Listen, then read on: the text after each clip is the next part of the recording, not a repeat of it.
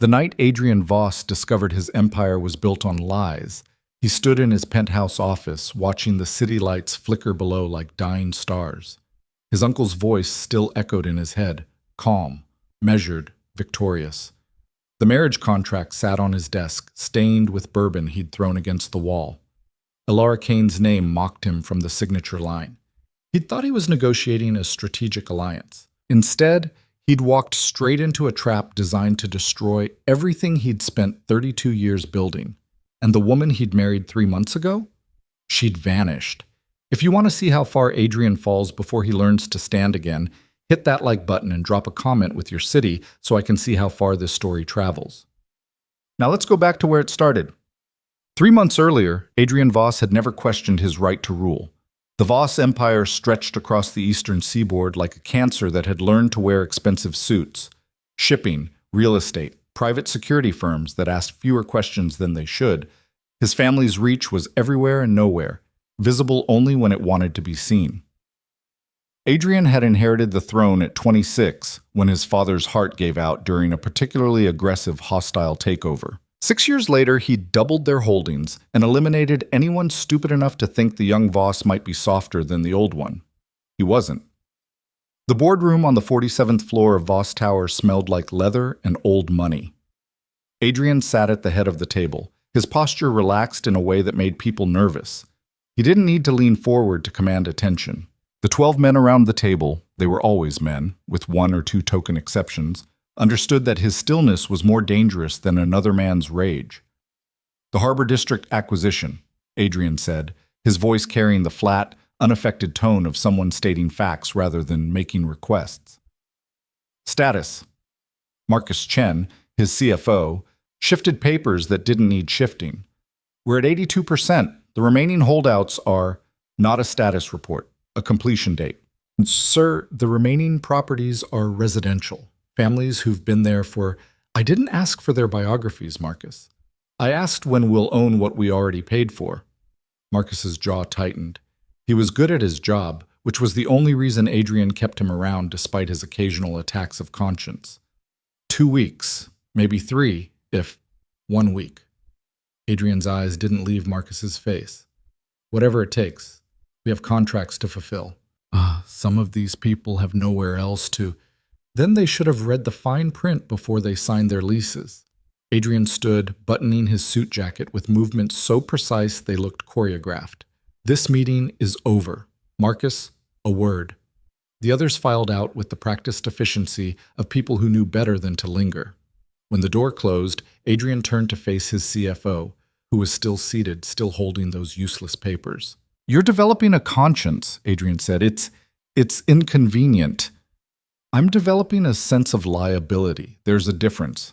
Marcus finally met his eyes. "Push too hard in the Harbor District and we'll have protesters, media attention, maybe even federal interest. The contracts we're fulfilling aren't the kind that hold up well under scrutiny." Adrian almost smiled. "Almost. Is that a threat, Marcus?" "It's a risk assessment, which is literally my job.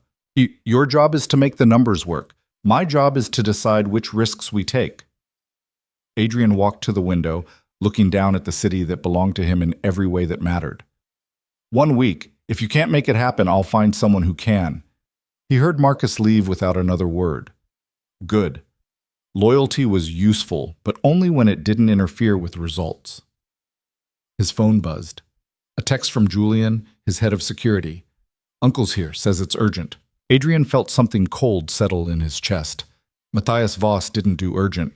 Matthias did calculated, deliberate, and occasionally ruthless, but never urgent. The man had ice water in his veins and a smile that made sharks look warm. "Conference room B," Adrian texted back. The smaller one, without windows, where conversations could happen without witnesses. Matthias was waiting when Adrian arrived, standing rather than sitting, which was his way of asserting dominance without saying a word. At 61, he still carried himself like a man who could break you in half and barely wrinkle his shirt doing it. Silver hair, perfect suit, eyes the same pale blue as Adrian's, but somehow colder. "Nephew." Matthias's voice had the smooth quality of expensive whiskey. "You look tired." "I'm not." Adrian closed the door. "What's urgent?" "Always straight to business." Your father was the same way.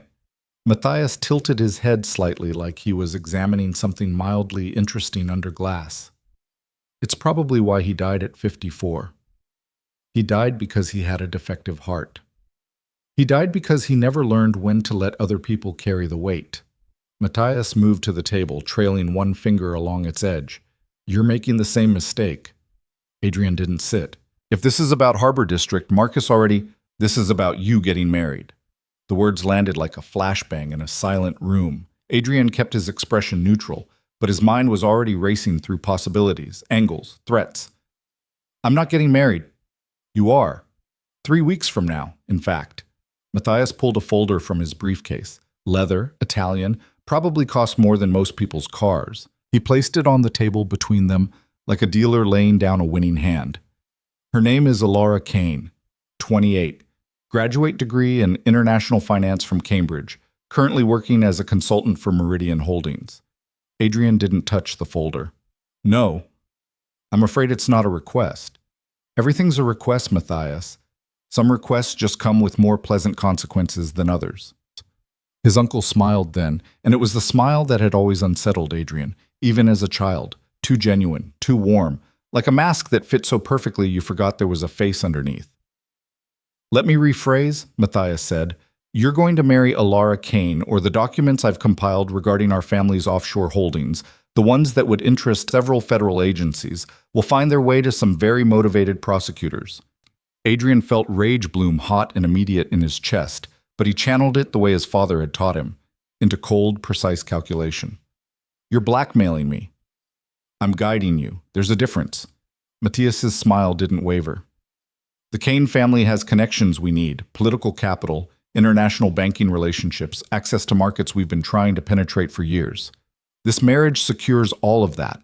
It's good business. And if I refuse, then you'll spend the next decade fighting indictments instead of building empires. Matthias picked up the folder, walked around the table, and placed it directly in Adrian's hands. Read it. Meet her. Marry her.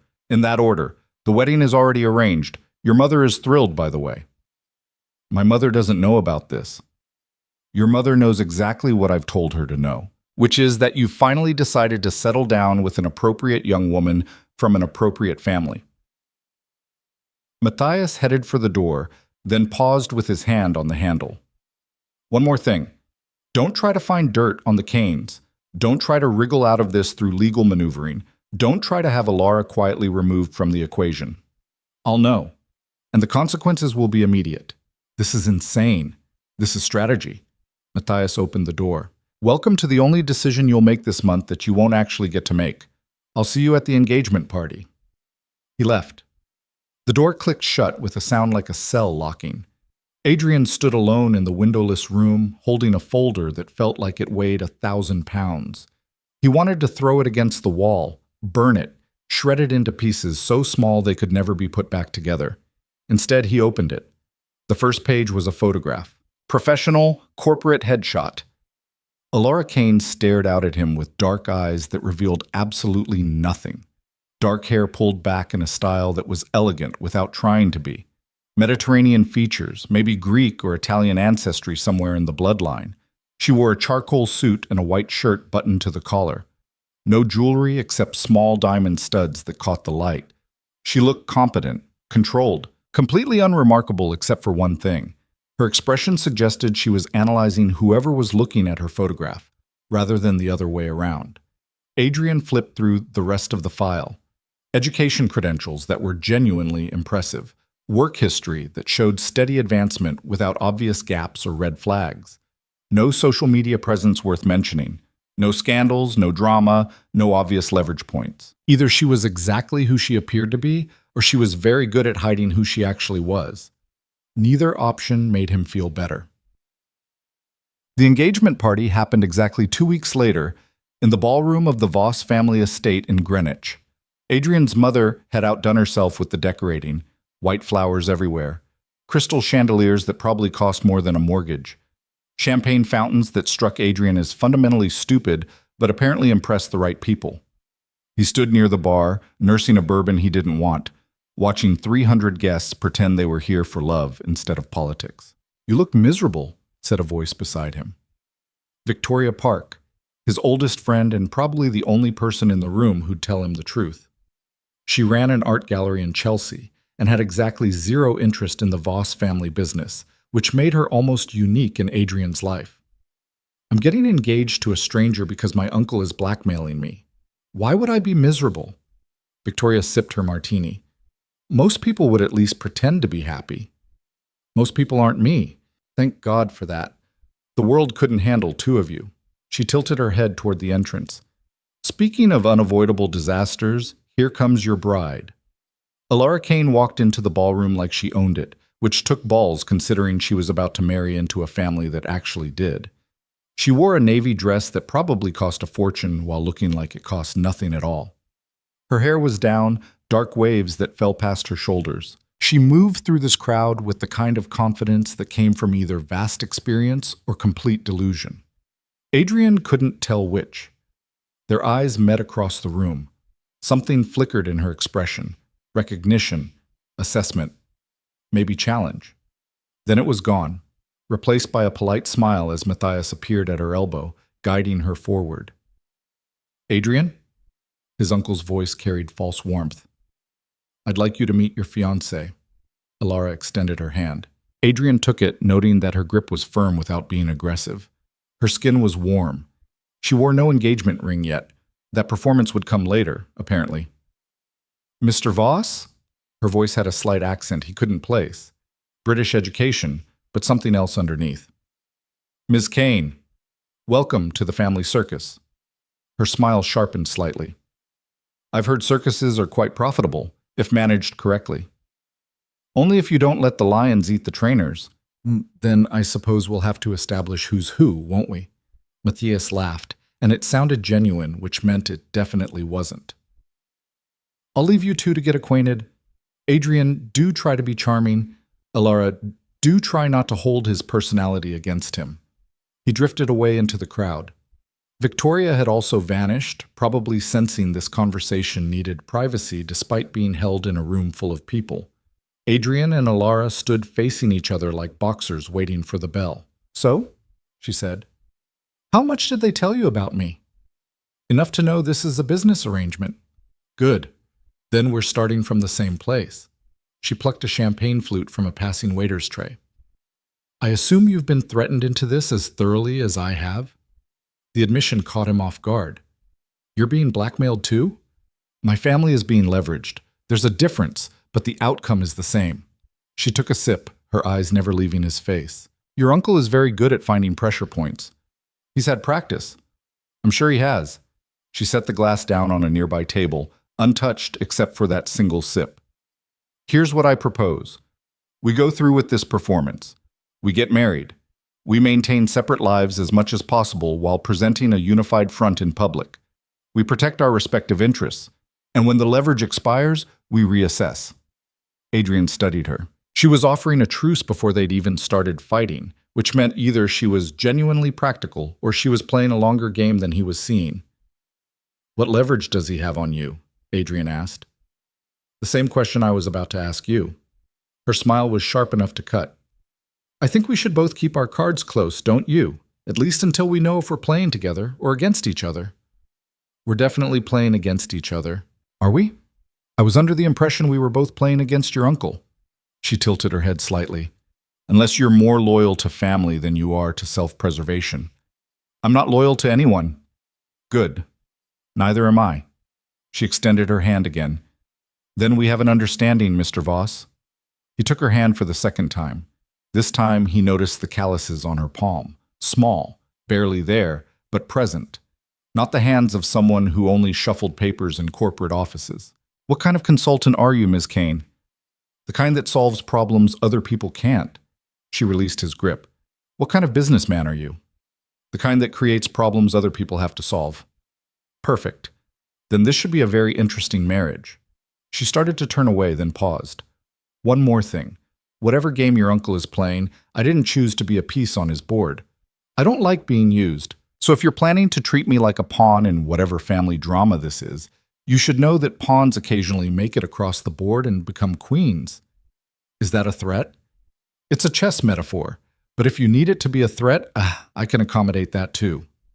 She walked away before he could respond, leaving him standing there with the distinct feeling that he'd just lost the first round of something he hadn't realized was a competition. The wedding happened exactly 3 weeks later, as promised. City Hall, minimal guests, maximum efficiency. Adrian's mother cried, which seemed performative, but might have been genuine. He'd stopped being able to tell the difference years ago. Matthias watched from the third row with that same slight smile, like a director watching his play unfold exactly as scripted. Alara wore a simple white dress that probably violated a dozen wedding traditions but looked right on her anyway. She recited her vows without stumbling, signed the marriage certificate without hesitation, and kissed him when prompted with all the passion of a business handshake. The reception was held at a restaurant that Adrian's mother had chosen, filled with people Adrian barely knew, celebrating a marriage that wasn't real for reasons they didn't understand. He drank too much bourbon and watched his new wife charm a room full of sharks like she'd been swimming with them her entire life. "She's good," Victoria said, appearing at his elbow again. "Almost as good as you at pretending." "She's better."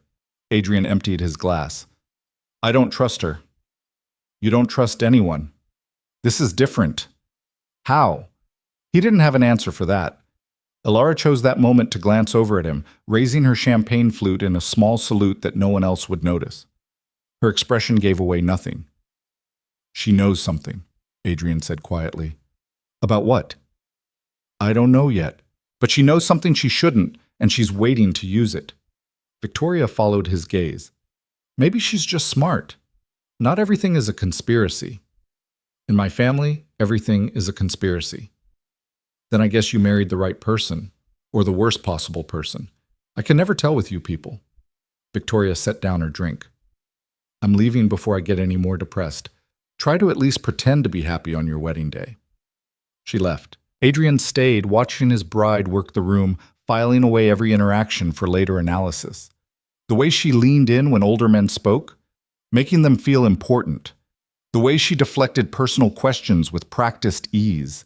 The way she never once looked uncomfortable, despite being surrounded by strangers at her own wedding. Around midnight, after the last guests had stumbled out into the Manhattan night, Adrian found himself alone with Alara in the back of the car Matthias had provided. Black SUV, privacy partition raised, driver who knew better than to listen even if he could. "Well," Alara said, removing her heels with visible relief. "That was awful." Adrian loosened his tie. "Welcome to Voss family events. They don't get better." "Noted." She curled her legs underneath her, which somehow made her look younger, more human. "So, where are we going?" "The penthouse. My penthouse. You'll have your own room." "How generous." "You're welcome to get your own place if you prefer. As long as we maintain appearances, the penthouse is fine." She looked out the window at the passing lights. "I assume it's secure. Your uncle seems like the type to install surveillance. Swept weekly, but yes, he's exactly that type." "Good to know." She was quiet for a moment. "Can I ask you something?" "You can ask. I might not answer." "Why did he choose me? Specifically?" There are plenty of families with the connections he mentioned. Why the Canes? It was a good question. Adrian had been wondering the same thing. "I don't know, which means there's something I'm missing. Or something we're both missing." She turned to face him. "My father received an offer 3 months ago. A very lucrative contract with Voss Holdings, contingent on family ties. He thought it was a good deal. I thought it was a trap. Turns out we were both right." "What kind of contract?" "International shipping partnerships. Routes through Southeast Asia that bypass several regulatory frameworks." She smiled thinly. "The kind of thing that makes a lot of money right up until federal investigators start asking questions." Adrian felt pieces clicking into place. "He's setting both our families up to take the fall for something." "That would be my guess, but for what?" She studied him with those dark, unreadable eyes. "What is your uncle actually building, Mr. Voss?" "I don't know, and I don't like not knowing." "Then I suppose we have our first shared problem." She extended her hand across the seat. "Partners?" He looked at her hand, thinking about chess metaphors and pawns becoming queens, and the fact that the last time he'd trusted someone, his father had died 6 months later. But Matthias had made a mistake. He'd assumed Adrian and Alara would remain enemies, too busy fighting each other to see what he was doing. Adrian took her hand. Partners. Until we figure out what game we're actually playing. And then? Then we decide if we're on the same team or not. Fair enough. She didn't let go of his hand. For what it's worth, I don't think your uncle expects us to actually work together. Why not? Because he told me you were impossible to reason with, completely controlled by ego, and would never accept input from anyone you considered beneath you. Her smile was sharp. He was very thorough in explaining what a terrible person you are. He told me you were manipulative, morally flexible, and probably reporting everything I say directly to him. Well, Ilara released his hand. I suppose we both have a lot to disprove. The car pulled up to Voss Tower. The doorman opened Ilara's door while Adrian exited the other side. They rode the elevator to the penthouse in silence, some kind of understanding settling between them that wasn't quite trust, but wasn't quite hostility either. The penthouse took up the entire top floor, glass walls, minimalist furniture, city views that usually made people gasp. Ilara walked through the space with the same analytical gaze she'd used at their engagement party. Your room is there. Adrian pointed to the guest wing. Private bathroom, walk-in closet. Your things should have been delivered already. Efficient. She turned in a slow circle, taking in the space. Do you actually live here, or is this just where you sleep between meetings? What's the difference? Most people have homes, Mr. Voss. Places with personal touches, photos, books they've actually read, evidence of a life beyond work. He looked around his own space, seeing it through her eyes. She was right. It looked like a very expensive hotel suite. I spend most of my time at the office, where I'm sure it's much more personal and homey.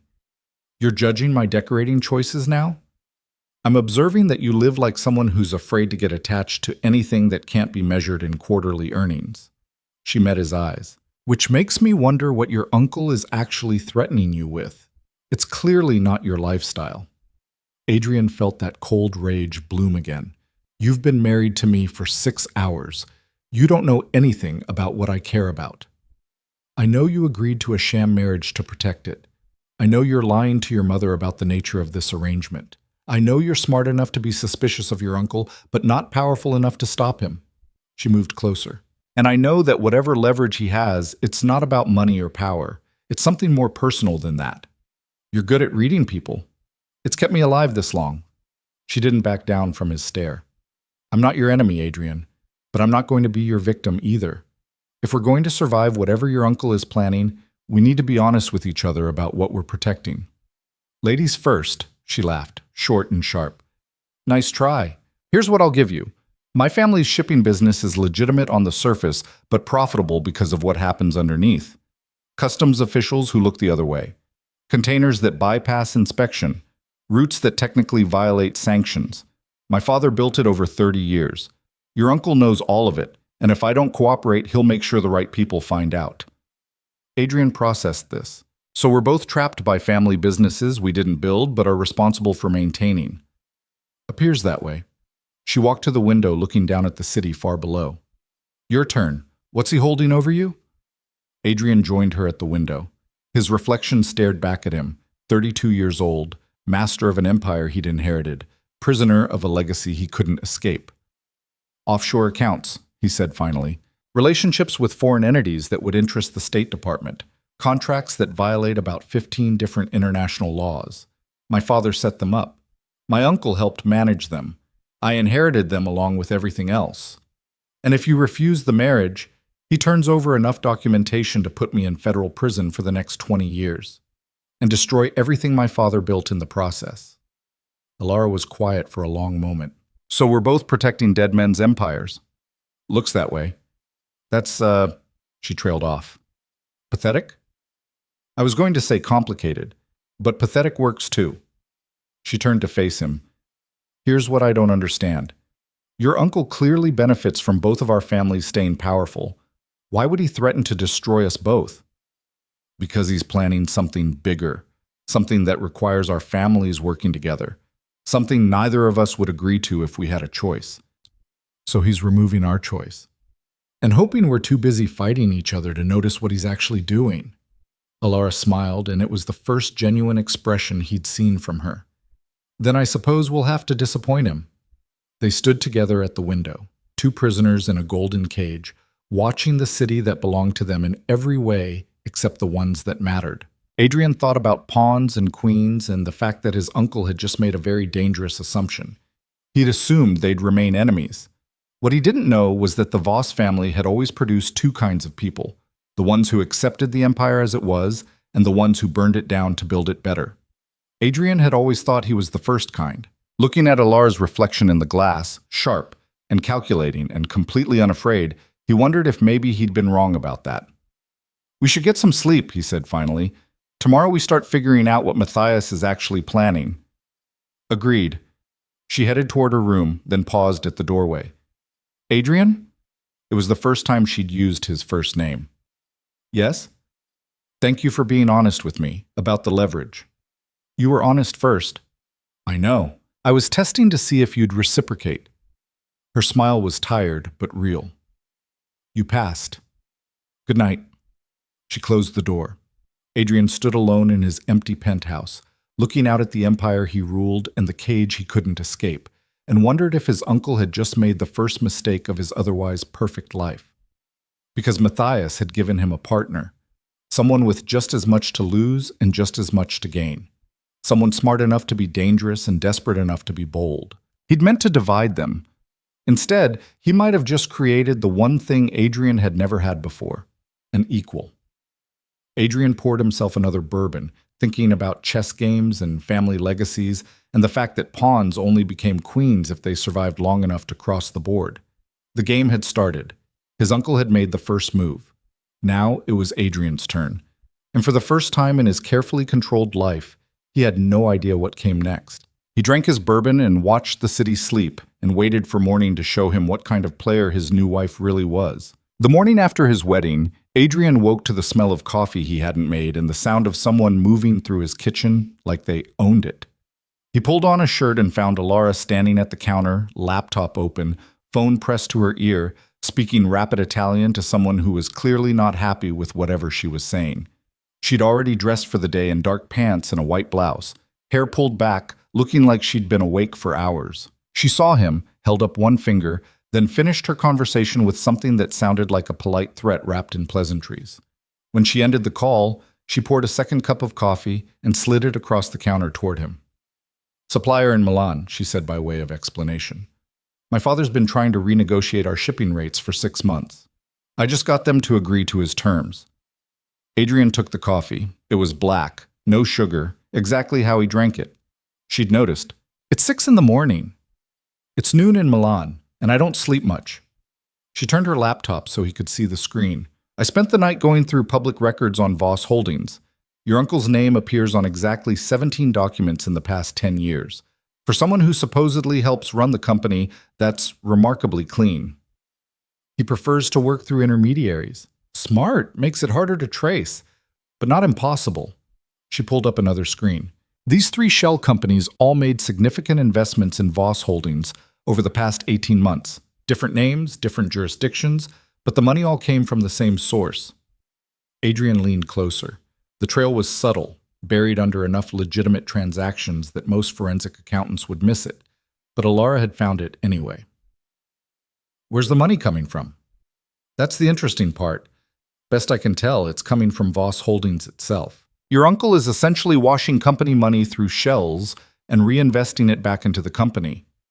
"That doesn't make sense. Why would he—" Adrian stopped. Understanding hit him like cold water. "He's building parallel ownership. When the time comes, he can claim controlling interest through the shells." "That's my read, but it's not enough yet. He needs something else. Some kind of catalyst." She met his eyes. "Or some kind of cover." "The marriage." "The marriage. My family's shipping connections. Whatever contract he offered my father." Alara closed the laptop. "I think he's planning to move something big enough that he needs legitimate international shipping routes and family connections to make it work." Adrian's mind raced through possibilities. His uncle had always operated in the gray areas where business met politics, met outright crime, but he'd never been sloppy about it. Whatever he was planning now had to be worth the risk of exposure. "We need to know what your father agreed to ship." Already ahead of you. I'm having lunch with him today. She checked her watch. Which means I need to leave in 20 minutes. Are you coming? He's expecting me? He's expecting his new son-in-law to show interest in the family business. Unless you'd rather I handle this alone? It was a test. She was giving him a choice between control and trust, and they both knew it. I'll get dressed, Adrian said. She smiled. Good. Wear something that says successful businessman, not corporate raider. My father responds better to charm than intimidation. I don't do charm. Then fake it. I've seen you work a room. You're capable when you want to be. 20 minutes later, they were in the back of Adrian's car, heading to a restaurant in Brooklyn that Alara said her father preferred. Some Italian place that had been family-owned for 60 years and didn't accept reservations because they didn't need to. Tell me about him, Adrian said. Your father. Alara looked out the window. Thomas Kane. Started with one ship and a lot of debt 40 years ago. Built it into a fleet of 37 vessels through a combination of luck, timing, and selective blindness about what his clients were actually shipping. He's not a bad man, just a pragmatic one. Sounds familiar. Doesn't it, though? She glanced at him. He's going to test you. Try to figure out if you're actually interested in me or just following orders. What should I say? The truth usually works. Tell him you married me because you were forced to, but you're choosing to make it work because you're not an idiot. She paused. He'll respect that more than some performance of affection we both know is fake. The restaurant was exactly as advertised. Small, crowded, smelling like garlic and red wine and bread baked fresh that morning. Thomas Kane sat in a corner booth, a broad-shouldered man in his 60s with gray hair and hands that looked like they'd done actual work once upon a time. He stood when he saw Alara, kissing both her cheeks in a gesture that looked automatic but genuine. Then he turned to Adrian, extending his hand with an expression that gave away absolutely nothing. Mr. Voss, welcome to the family! Adrian shook his hand. The grip was firm without being aggressive, testing without being obvious. Mr. Kane, thank you for meeting with us. Please, call me Thomas. We're family now, for better or worse. He gestured for them to sit. I already ordered. Hope you like eggplant. They settled into the booth. A waiter appeared with wine that Thomas didn't ask permission to pour, filling 3 glasses with something red that probably cost more than it should. So, Thomas said, looking between them, how's married life treating you? We're adjusting, Alara said smoothly. Learning each other's rhythms. That's one way to put it. Thomas sipped his wine. Your mother called me this morning, Alara. Said you looked beautiful at the wedding, but not particularly happy. I was happy enough. That's what worried her. You're never happy enough. You're either happy or you're not. He turned to Adrian. My daughter doesn't do halfway. It's one of her more annoying qualities. I've noticed, Adrian said. I'm sitting right here, Alara pointed out. We know. We're talking about you anyway. Thomas smiled, but his eyes stayed sharp. So, Adrian, let me ask you directly. Why did you marry my daughter? Alara had been right. Her father was testing him. Adrian could feel her watching, waiting to see if he'd lie, or deflect, or try to charm his way through this. He chose truth, because your uncle gave me a choice between marrying her or watching my family's business get destroyed by federal investigators. He had the documentation to make it happen. So I agreed. Thomas didn't react for several seconds. Then he laughed, loud and genuine. At least you're honest. That's more than I expected from a Voss. You know Matthias. I've done business with him for 15 years. I know exactly what kind of man he is. Thomas's smile faded, which is why I'm curious what he thinks he's gaining from connecting our families. That's why we're here, Alara said. The contract he offered you, the shipping routes through Southeast Asia. We need to know the details. Thomas looked at his daughter for a long moment. You always were too smart for your own good. I learned from you. Unfortunately, he sighed, setting down his wine glass. The contract is simple on paper. Voss Holdings wants to ship high-value electronics through routes that bypass certain customs checkpoints. They pay premium rates. We provide the logistics and the connections to make it happen smoothly. What are they really shipping? Adrian asked. That's the question, isn't it? Thomas leaned back. I've been in this business long enough to know when someone's lying about cargo. The electronic story is clean enough to pass casual inspection. But the weight ratios don't match. The insurance requirements are too high. And Matthias insisted on specific ships, specific crews, specific routes that make no sense if you're just trying to avoid tariffs. Alara's expression had gone very still. What do you think is really in the containers? I don't know, and I made sure I didn't ask. Plausible deniability has kept me out of prison this long. Thomas met Adrian's eyes. But whatever it is, it's big enough that Matthias is willing to tie our families together to make sure I stay compliant. That tells me two things. First, he doesn't trust me to keep quiet if things go wrong. Second, he's planning for things to possibly go wrong. Adrian felt pieces clicking together. When's the first shipment? 3 weeks? Container leaves from a port in Jakarta, travels through the Philippines and Taiwan, lands in Los Angeles. From there, it gets distributed through your domestic network. Thomas poured more wine. I'm guessing you knew nothing about this. I knew nothing about any of this. Thought so. Matthias has been very careful to route everything through divisions you don't directly oversee. Smart man. Terrible person, but smart. The food arrived.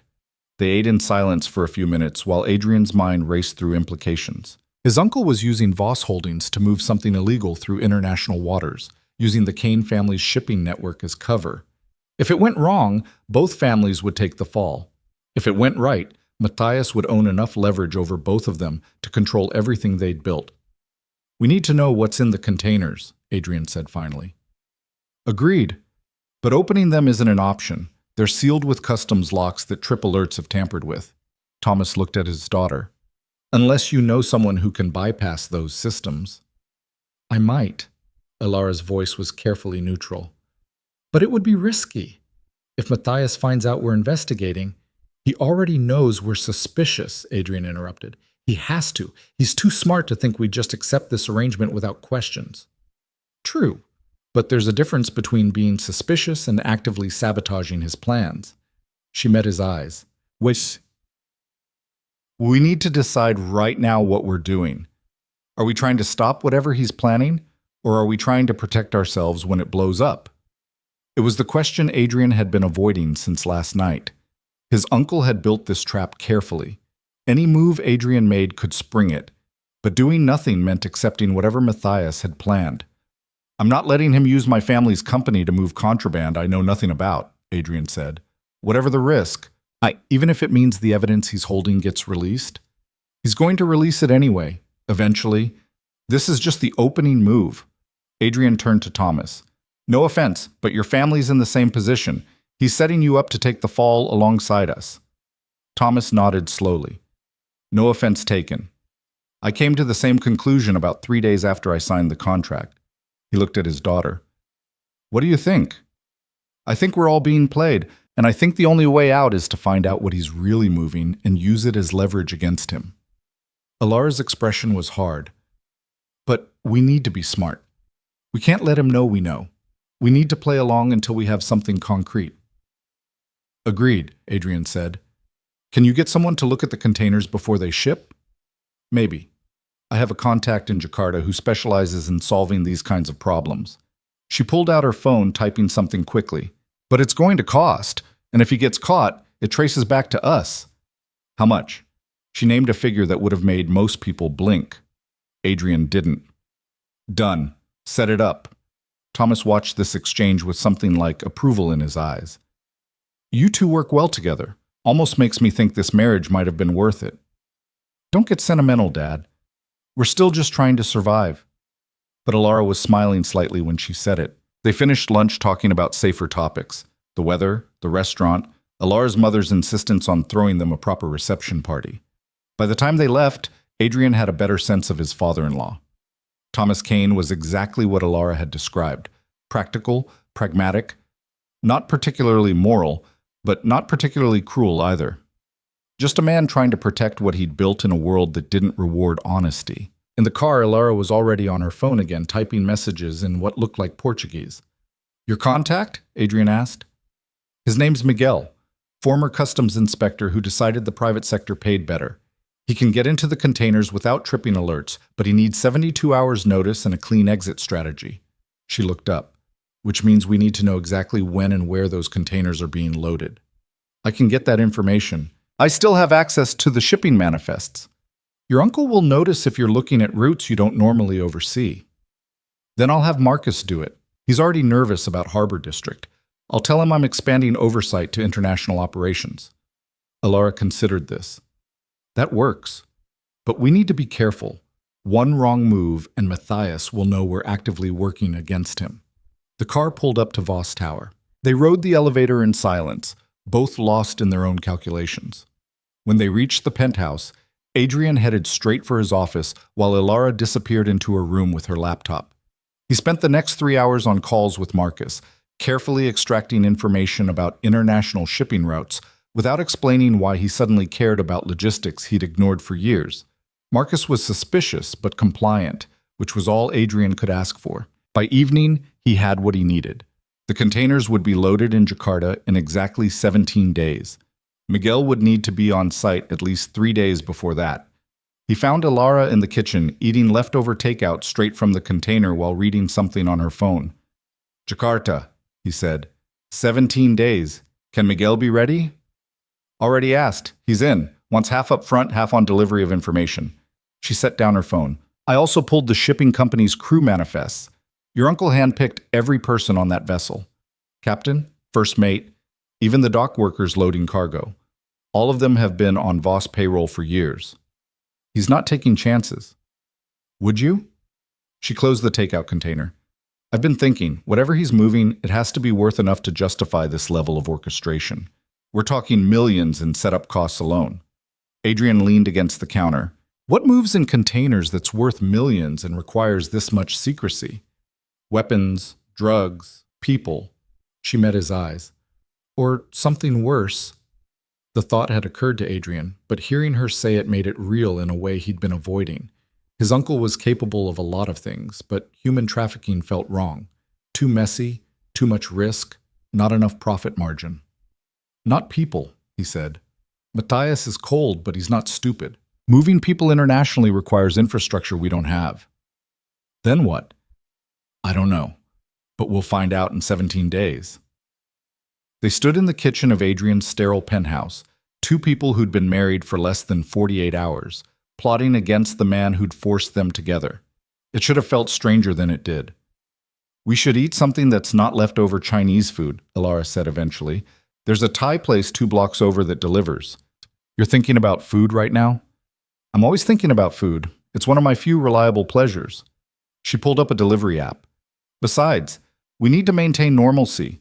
Married couples eat dinner together. If Matthias has people watching, and he definitely has people watching, we should look like we're settling into domestic life. She was right. Adrian had been so focused on the immediate problem that he'd forgotten the performance they needed to maintain. They ordered too much food and ate it sitting on the floor of Adrian's living room because Alara said the dining table was too formal and the couch was too low for the coffee table. She was right about that too. Tell me something, Adrian said, watching her navigate chopsticks with practiced ease. How did you get so good at this? At what? Eating Thai food? At strategy, reading people, playing 3 moves ahead. He gestured with his own chopsticks. You're better at it than anyone I've met who isn't in my family. Alara was quiet for a moment. My mother died when I was 12. Cancer. My father was destroyed by it.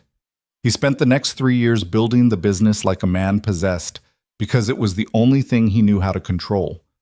I learned very quickly that if I wanted his attention, I needed to speak his language. So I learned shipping routes and customs regulations and how to negotiate with men who thought I was just some kid playing dress-up in her father's office. That why you went to Cambridge? That's why I went anywhere that wasn't Brooklyn. I needed to prove I could build something on my own, that I wasn't just Thomas Kane's daughter. She smiled without humor. Didn't work. Turns out legacy follows you no matter how far you run. Adrian understood that better than he wanted to. My father used to say the empire was a gift, like he was doing me a favor by leaving me everything he'd built. Was he? I don't know. Some days it feels like a gift. Other days it feels like a cage made of money and expectations. He set down his food. What would you do if you could walk away from all of this? All of what? The family business, the expectations, The whole thing. Alara considered the question seriously. I don't know. I've spent so much time trying to prove I belong in this world that I never stopped to ask if I actually want to be here. She looked at him. What about you? I used to think I wanted this, the power, the control, the ability to make decisions that affect thousands of people. Adrian laughed quietly. Now I'm not sure I ever had a choice in the first place. We always have choices. They're just not always good ones. Is that what this is? A choice? Working together? She tilted her head. Yeah, your uncle forced the marriage, but we're choosing what it means. That's something. They finished eating in comfortable silence. Adrian realized with some surprise that he didn't hate this. Sitting on the floor of his expensive penthouse with a woman he barely knew, eating takeout and talking about things he never discussed with anyone else. It was almost normal, almost like a real marriage. The thought unsettled him more than it should have. His phone buzzed, a text from Victoria. Drinks tomorrow? Need to debrief the wedding spectacle. Adrian showed it to Alara. Friend from college. She wants to meet up. The woman who talked to you at the engagement party? At his nod, Alara continued. You should go. It'll look normal. Plus, you probably need someone to talk to who isn't me or your employees. You want to come? She looked genuinely surprised by the offer. You're asking me to have drinks with your friend? She's going to interrogate me about you anyway. Might as well let her do it to your face. He paused. Unless you'd rather not. No, I'll come. Could be interesting. She smiled slightly. Fair warning, though. I'm terrible at small talk. So am I. Then we should get along great with your friend. The next evening, they met Victoria at a wine bar in the village that she'd chosen specifically because it was quiet enough for conversation. She was already there when they arrived, sitting in a corner booth with a glass of something red. The newlyweds, she said as they approached. How domestic. Victoria, this is Alara. Alara, Victoria Park. She runs an art gallery and has terrible taste in wine. This is a $40 Barolo. Your taste is the one that's questionable. But Victoria was smiling as she shook Alara's hand. Nice to properly meet you. The engagement party didn't really allow for actual conversation.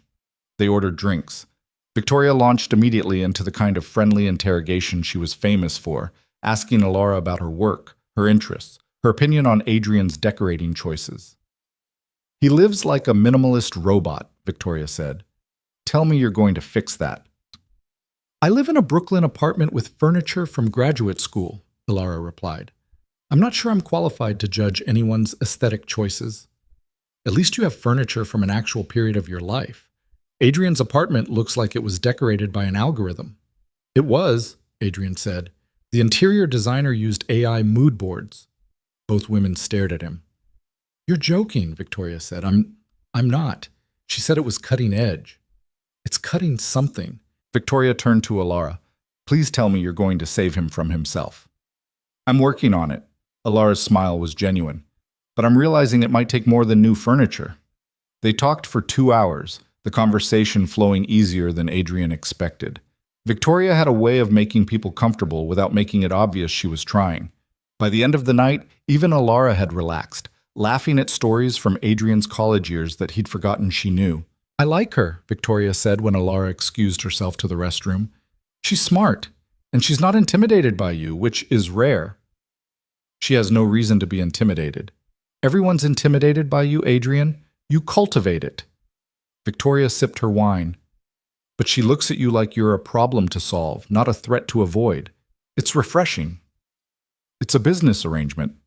Is it, though? Because you two have better chemistry than most actual couples I know. Adrian didn't have an answer for that. Before he could deflect, Alara returned, and Victoria smoothly changed the subject to gallery politics and artist drama that had nothing to do with shipping routes or family empires. When they finally left, walking back toward where Adrian's driver was waiting, Alara was quiet. Your friend is perceptive, she said finally. She's known me a long time. She also likes me, which is convenient. Means we have at least one person who'll believe this marriage is real. Alara glanced at him. She's right, though, about the chemistry thing. We work well together. We do, which is either very lucky or very dangerous. I haven't decided which yet. The driver pulled up. They rode back in silence, each lost in their own thoughts.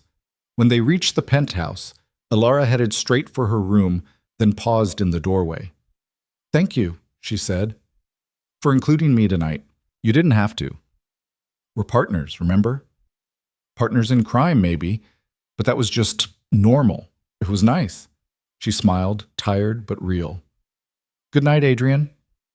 "Good night." He stood in his empty living room for a long time after she closed her door, thinking about chemistry and choices and the fact that 17 days from now, everything might explode. His phone buzzed again. This time it was Matthias.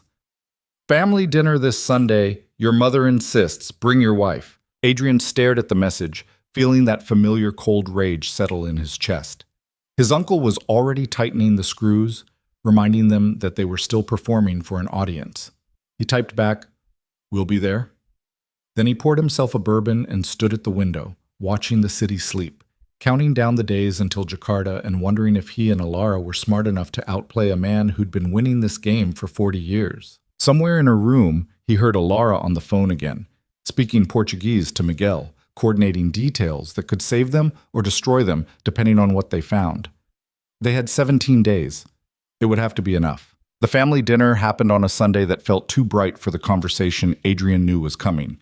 His mother's estate in Greenwich looked like something from a magazine spread. Manicured gardens, fountain in the circular drive, windows that reflected clouds like mirrors. Adrian had grown up here and hated every pristine inch of it. Alara stood beside him as they approached the entrance, wearing a gray dress that probably cost less than his mother would expect, but looked expensive enough to pass inspection. She'd been quiet during the drive, reviewing notes on her phone about shipping schedules and customs protocols, like she was preparing for an exam rather than dinner with family. "Ready?" he asked. "No, but I'm good at faking it." She slipped her phone into her purse. "Your mother's going to hate me, isn't she? She's going to be perfectly polite while judging every single thing about you. It's worse than hatred." "Great, can't wait." The door opened before they could knock. Margaret Voss stood in the entrance wearing pearls and a smile that didn't reach her eyes, looking exactly like every society wife who'd ever married power instead of love. "Adrian, darling." She kissed his cheek, leaving a lipstick mark she immediately wiped away with her thumb. Then she turned to Alara. "And my new daughter. How lovely to see you again.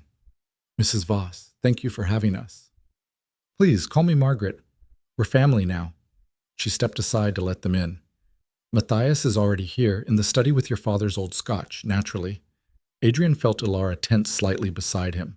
Neither of them had expected to face his uncle this soon. They'd prepared for his mother's scrutiny, not Matthias's calculated observations. The study was exactly as Adrian remembered. Dark wood, leather chairs, bookshelves filled with volumes no one had read in decades. His uncle stood by the window with a crystal glass, looking out at the grounds like he owned them, which Adrian was beginning to suspect he might effectively own through shell companies and careful maneuvering. "There they are." Matthias turned, smiling warmly. "The happy couple. Marriage treating you well?"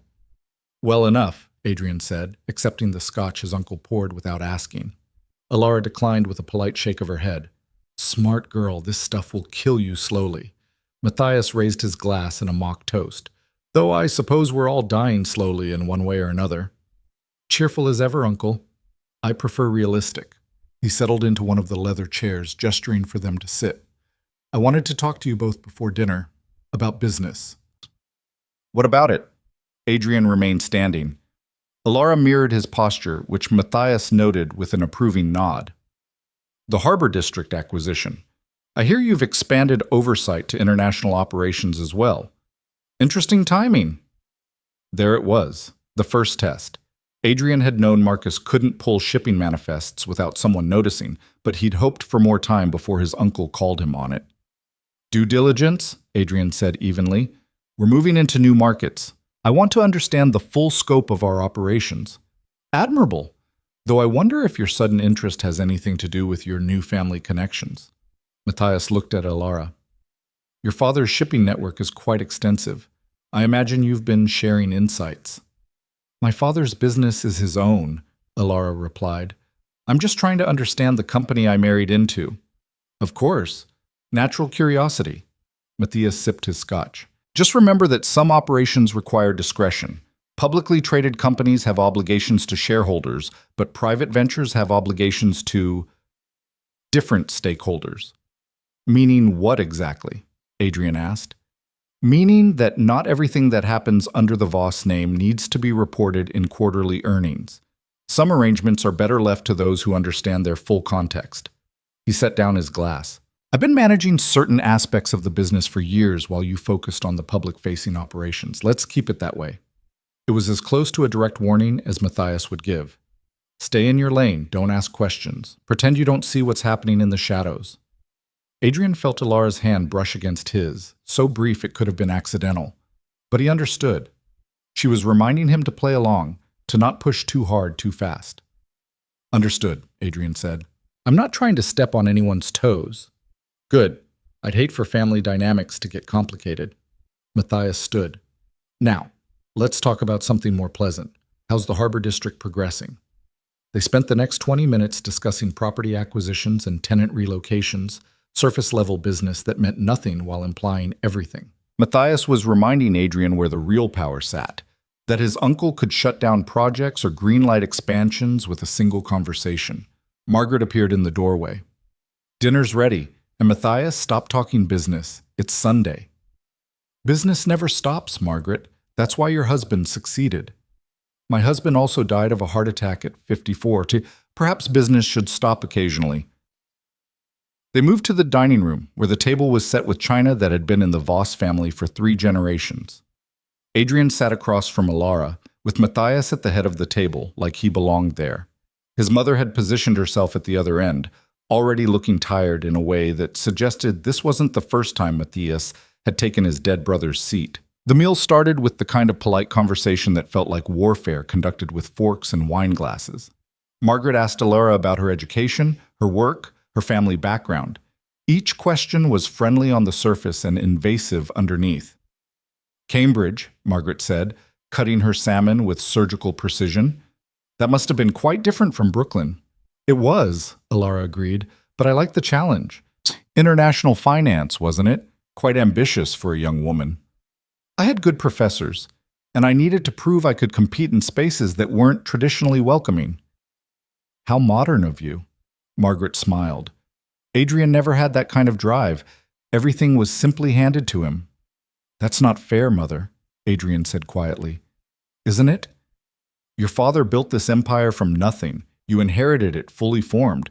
There's a difference between building and maintaining. Matthias intervened smoothly. Margaret, Adrian has doubled our holdings in 6 years. That's hardly just maintenance. With your guidance, of course. Some guidance. But the execution is all him. His uncle raised his wine glass. We should be proud of what he's accomplished. The compliment felt like poison wrapped in sugar. Adrian met Alara's eyes across the table and saw his own understanding reflected there. Matthias was playing them all, positioning himself as the supportive uncle while undermining Adrian's authority with every carefully chosen word. Tell me, Alara, Matthias continued, what are your plans now that you're part of the family? Continue consulting or explore other opportunities? I haven't decided yet. There are interesting possibilities. I'm sure there are. Your father's network opens a lot of doors. He paused. Speaking of which, I had a lovely conversation with Thomas last week. He mentioned you were asking about shipping routes through Southeast Asia. Adrian felt his stomach drop. His father-in-law hadn't mentioned being in contact with Matthias, which meant either Thomas had forgotten to tell Alara or Matthias was lying to provoke a reaction. Alara didn't flinch. I was curious about the family business. It's been years since I paid close attention to the operational details. Which curiosity is healthy, as long as it doesn't interfere with existing arrangements. What arrangements would those be? The contract your father signed with Voss Holdings, quite lucrative for both parties. I'd hate to see anything disrupt that partnership. There it was again, the velvet threat.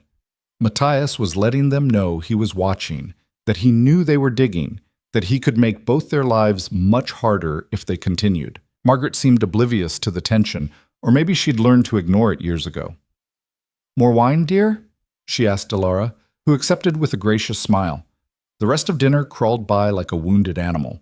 By the time dessert arrived, Adrian wanted nothing more than to leave, to get back to the penthouse where he and Alara could speak freely without performing for an audience. But Matthias wasn't finished. As they moved to the living room for coffee, he pulled Adrian aside with a hand on his shoulder that felt more like a grip than a gesture of affection. "Walk with me," his uncle said. They stepped out onto the terrace overlooking the gardens. The sun was setting, painting everything gold and crimson. Adrian's father used to stand here with his evening scotch, surveying his kingdom.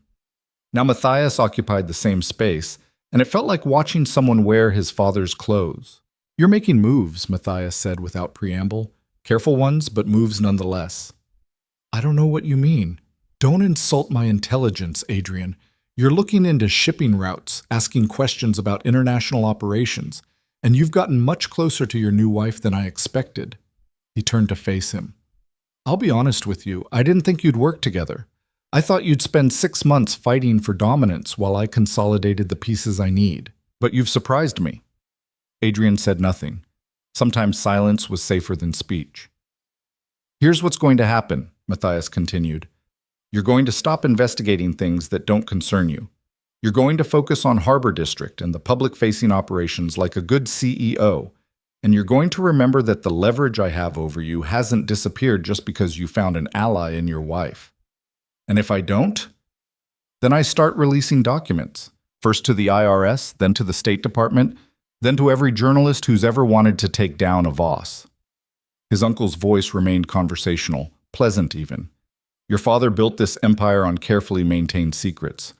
I'm the one who knows where all the bodies are buried. Metaphorically speaking, of course." "Of course." "I'm not your enemy, Adrian. I'm trying to protect what your father built. Expand it even. But I can't do that if you're constantly second-guessing my decisions." "Maybe I wouldn't second-guess if you'd include me in those decisions." Matthias laughed. "You want transparency? In this business? That's not how power works, nephew. Your father understood that. He kept you ignorant of certain operations specifically so you'd have plausible deniability when things went wrong." "Things like what?" "Like everything that keeps this family wealthy and powerful. Do you think your trust fund came from legitimate real estate deals? Do you think Voss Holdings became an empire by following every law?" Matthias shook his head. "You've lived in a bubble your whole life. I'm not going to pop it now just because you married a woman who's making you question things." Adrian felt rage building, hot and immediate. "Don't talk about her like she's the problem." "Isn't she, though? Before Alara, you were content to run the company without asking uncomfortable questions. Now you're playing detective, risking everything we've built because you suddenly developed a conscience." "I developed a brain. There's a difference." "Not in this family." Matthias moved to the terrace railing, looking out at the darkening gardens. "Let me tell you something your father told me before he died. He said the hardest part of leaving you the company wasn't worrying about whether you could run it. It was worrying about whether you'd want to, once you understood what it actually was." The words hit harder than Adrian expected. He'd never heard this story, never known his father had doubts. "He loved you," Matthias continued, "but he also knew you had a streak of idealism he'd never managed to beat out of you. He was afraid that one day you'd wake up and realize the empire was built on sand and blood and money that came from places you didn't want to look at too closely. So instead he died and left you to make sure I never woke up. He died and left me to protect you from yourself." Matthias turned back. "Whatever you think you're doing with this investigation, stop. For your own sake, for your wife's sake, for everyone's sake. The container's shipping from Jakarta in 2 weeks. What's really in them?" His uncle's expression didn't change, but something flickered in his eyes. Surprise, maybe. Or calculation. "How did you—" He stopped. "Your wife's contact. Thomas mentioned she had connections in Southeast Asia. What's in the containers, Matthias?" "Nothing you need to worry about." "That's not an answer." "It's the only answer you're getting." His uncle moved toward the terrace door. "Dinner's over, Adrian. Take your wife home. Think carefully about what I've said. And remember that curiosity didn't just kill the cat. It killed everyone the cat loved too." He left Adrian alone on the terrace, staring out at gardens that looked beautiful and dead at the same time. Inside, Alara was talking to Margaret about art galleries and museum exhibitions, playing the role of interested daughter-in-law with practiced ease. She caught Adrian's eye as he entered, reading something in his expression that made her wrap up the conversation quickly. They said their goodbyes. Margaret kissed them both, still smiling that empty smile. Matthias waved from the study, scotch in hand, looking like a man who'd won something neither of them understood yet. The drive back to the city was silent for the first 10 minutes. Then Alara spoke. He knows. Yeah. About Jakarta, about us investigating, all of it. He talked to your father. Thomas must have mentioned something. Or Matthias has been monitoring communications this whole time. She pulled out her phone, typing rapidly. I'm telling Miguel to abort. It's too dangerous now. No. Adrian's voice was sharper than he intended. We're too close to stop now. We're too close to get destroyed. There's a difference. She kept typing. If Matthias knows we're looking, he'll have security on those containers. Miguel could get caught. Or worse. Or we could finally find out what we're actually dealing with. Alara lowered her phone. You're willing to risk everything on a maybe? I'm willing to risk everything on not being my uncle's puppet for the rest of my life. Adrian turned to face her. He just told me my father knew I'd hate this empire once I understood what it really was. That he died afraid I'd destroy everything he built because I couldn't handle the truth. Maybe he was right. Maybe he was. But I'm not going to spend the next 30 years pretending I don't see what's happening just because ignorance is easier. He held her gaze. We go forward. We find out what's in those containers, and then we decide what to do with the information. She studied him for a long moment. Then she put her phone away. Okay, but we do this smart. No communication Miguel can encrypt. No paper trails. And we prepare for the possibility that this ends with both of us in federal prison. Always so optimistic. I prefer realistic. Your uncle's word, not mine. They spent the rest of the drive planning. By the time they reached the penthouse, they had a framework. Miguel would proceed, but with additional security measures. Thomas would be kept in the dark for his own protection, and they'd start moving money into accounts Matthias couldn't freeze if everything went sideways.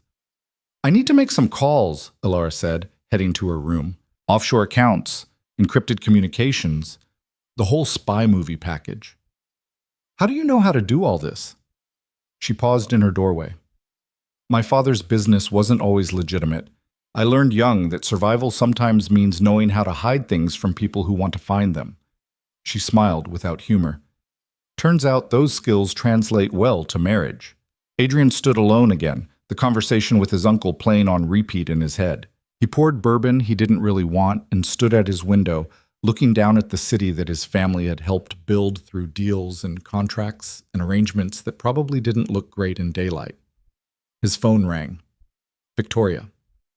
How was family dinner? She asked without preamble. Exactly as awful as expected. Yikes. Want to talk about it? Not really, but thanks for asking. That bad, huh? She paused. How's Alara holding up? Adrian glanced toward the closed door of Alara's room, hearing her voice through the wall speaking rapid Portuguese. Better than I am, honestly. She's good for you. I know it's complicated, but she balances you out in a way that's, I don't know, healthy, maybe. It's a business arrangement, Vic. Sure it is. That's why you look at her like she's the only person in the room who makes sense. I don't. You do. And she looks at you the same way. Whatever this started as, it's becoming something else. You should probably figure out what before it gets messier. She hung up before he could argue. Adrian stood there with his phone, thinking about chemistry and partnerships and the fact that Victoria had always been too perceptive for anyone's good. Alara emerged an hour later, looking exhausted. Miguel's set. He's bringing additional equipment to bypass secondary security measures. It's going to cost another $50,000, but it's worth it for the insurance. Done. I also moved $1 million into a Cayman account under a shell company that traces back to a consulting firm that doesn't exist. If everything explodes, we'll at least have something to start over with. Adrian stared at her. You moved $1 million in an hour? I told you.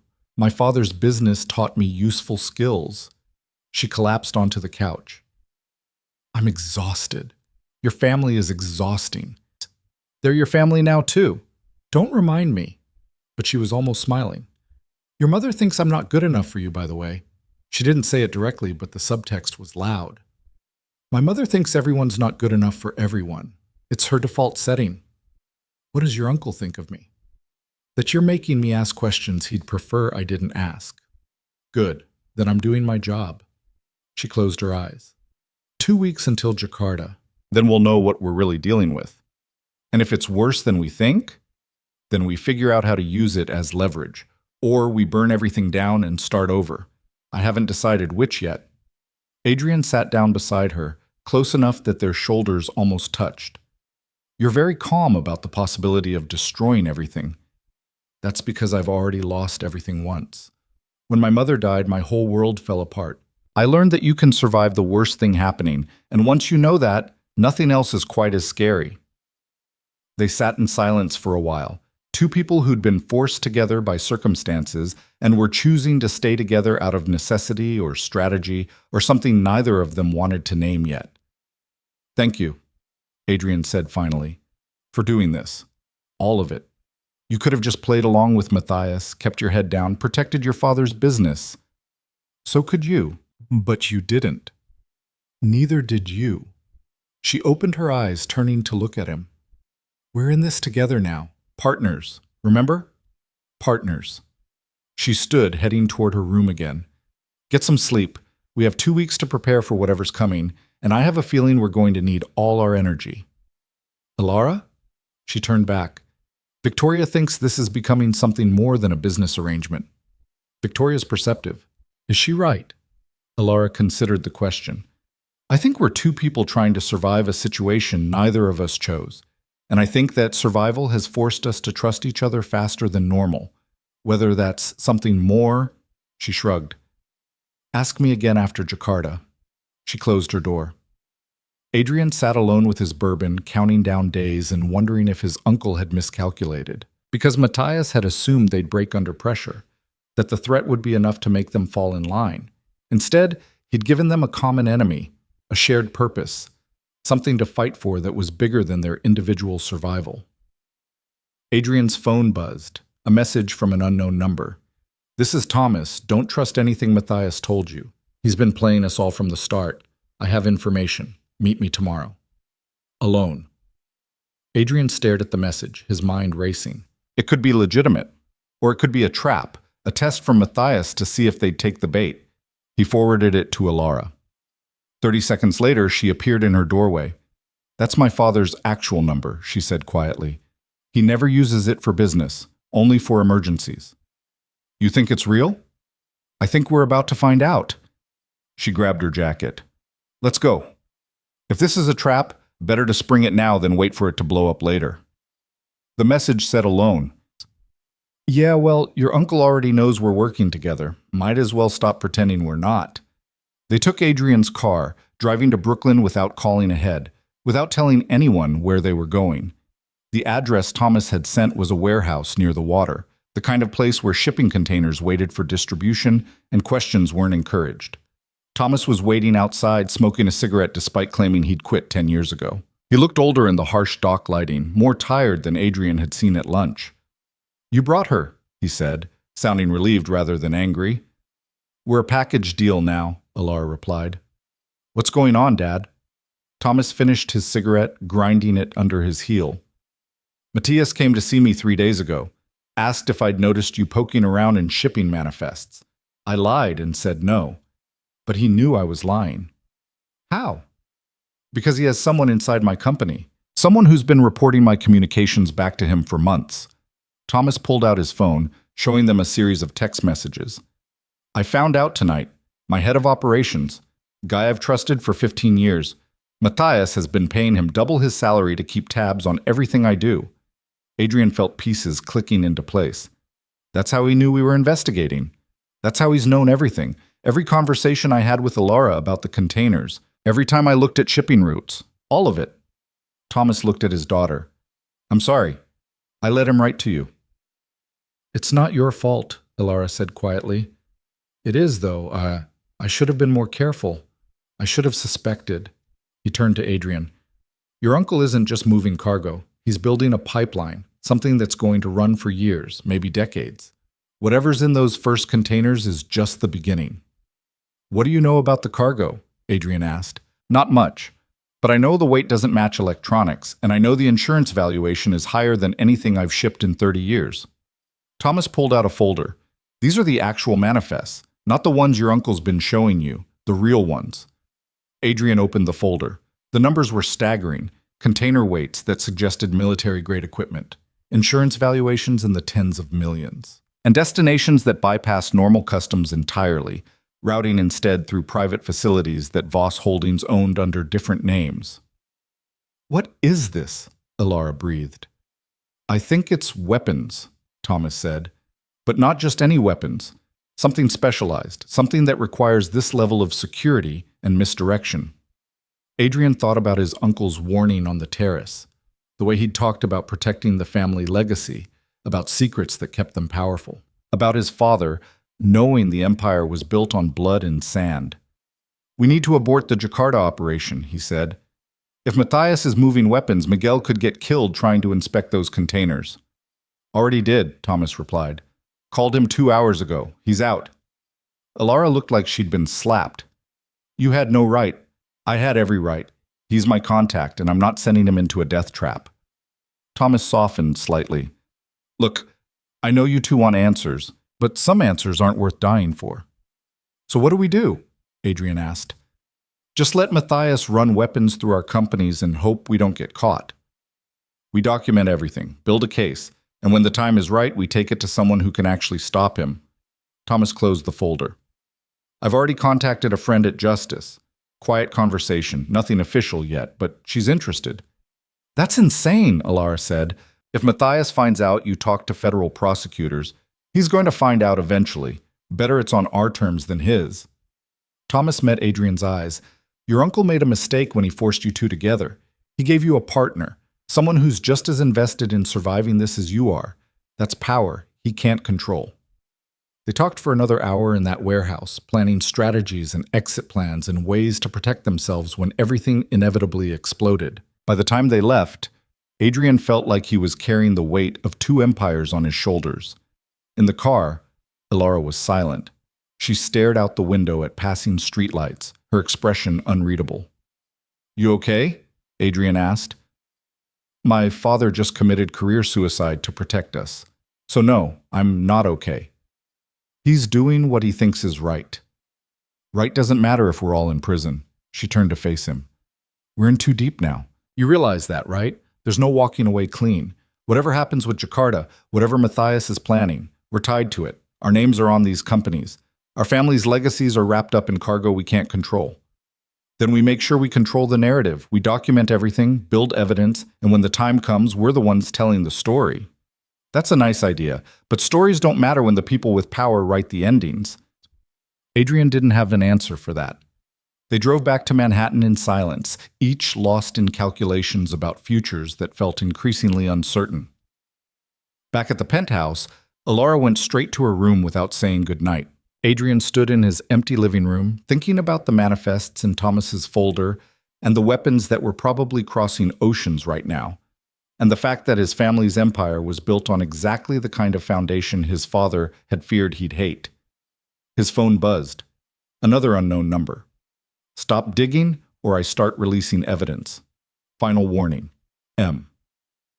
Adrian stared at the message, then forwarded it to Ilara. She appeared in her doorway seconds later, reading it over his shoulder. "He's scared," she said quietly. "People only threaten when they're afraid you'll find something worth finding. Or when they're about to destroy you and want you to know it's coming. That too." She leaned against the doorframe. "What do you want to do?" "I want to burn his whole operation to the ground. That's not a strategy. That's revenge." "Maybe revenge is a strategy." Ilara smiled slightly. "Now you're talking like someone I can work with." She pushed off the doorframe. "Tomorrow we start building our case. Real documentation, real evidence. Enough that if Matthias tries to throw us under the bus, we can drag him down with us. And if he releases his evidence first, then we release ours and hope the prosecutors care more about weapons trafficking than offshore tax evasion."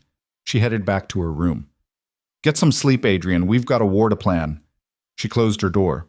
Adrian stood alone in the darkness, holding his phone with its threatening message, thinking about his father and empires, and the fact that everything he'd built his life around was probably going to collapse in the next 2 weeks. He poured one more bourbon, watching the city lights blur together, and wondered if Victoria had been right. If this arrangement had become something more than business, something neither of them had planned for. Because partners was one thing, but what he and Alara were building felt bigger than that. Felt like two people against the world, bound together by necessity and strategy, and something that scared him more than his uncle's threats ever could. He finished his drink and went to bed, counting down days until Jakarta and knowing that whatever happened next would either save them or destroy everything they'd ever known. 2 weeks. It would have to be enough. The next morning, Adrian woke to find Alara already gone. Her bedroom door stood open, bed made with hospital corners. No sign she'd been there except for the faint smell of her coffee in the kitchen. A note sat on the counter in handwriting that looked like it belonged to someone who'd learned penmanship from nuns. Meeting with my father's attorney. Back by noon. Don't do anything stupid without me. E. Adrian crumpled the note, then smoothed it out and read it again. The casual intimacy of the message hit him sideways. When had they become people who left each other notes? When had she started signing with just an initial, like he'd know exactly who E was? His phone rang. Marcus. We have a problem, his CFO said without preamble. Harbor District. 3 families are refusing to leave. They've lawyered up, and apparently they've got some nonprofit backing them. Press is sniffing around. Adrian closed his eyes. He'd almost forgotten about Harbor District in the chaos of Jakarta and weapons trafficking and his uncle's threats. How bad? Bad enough that I'm getting calls asking if Voss Holdings has a policy on displacing low-income residents. One reporter used the phrase corporate greed twice in the same question. Stall them. Tell them we're reviewing the situation. Are we actually reviewing the situation, or am I just lying to buy time?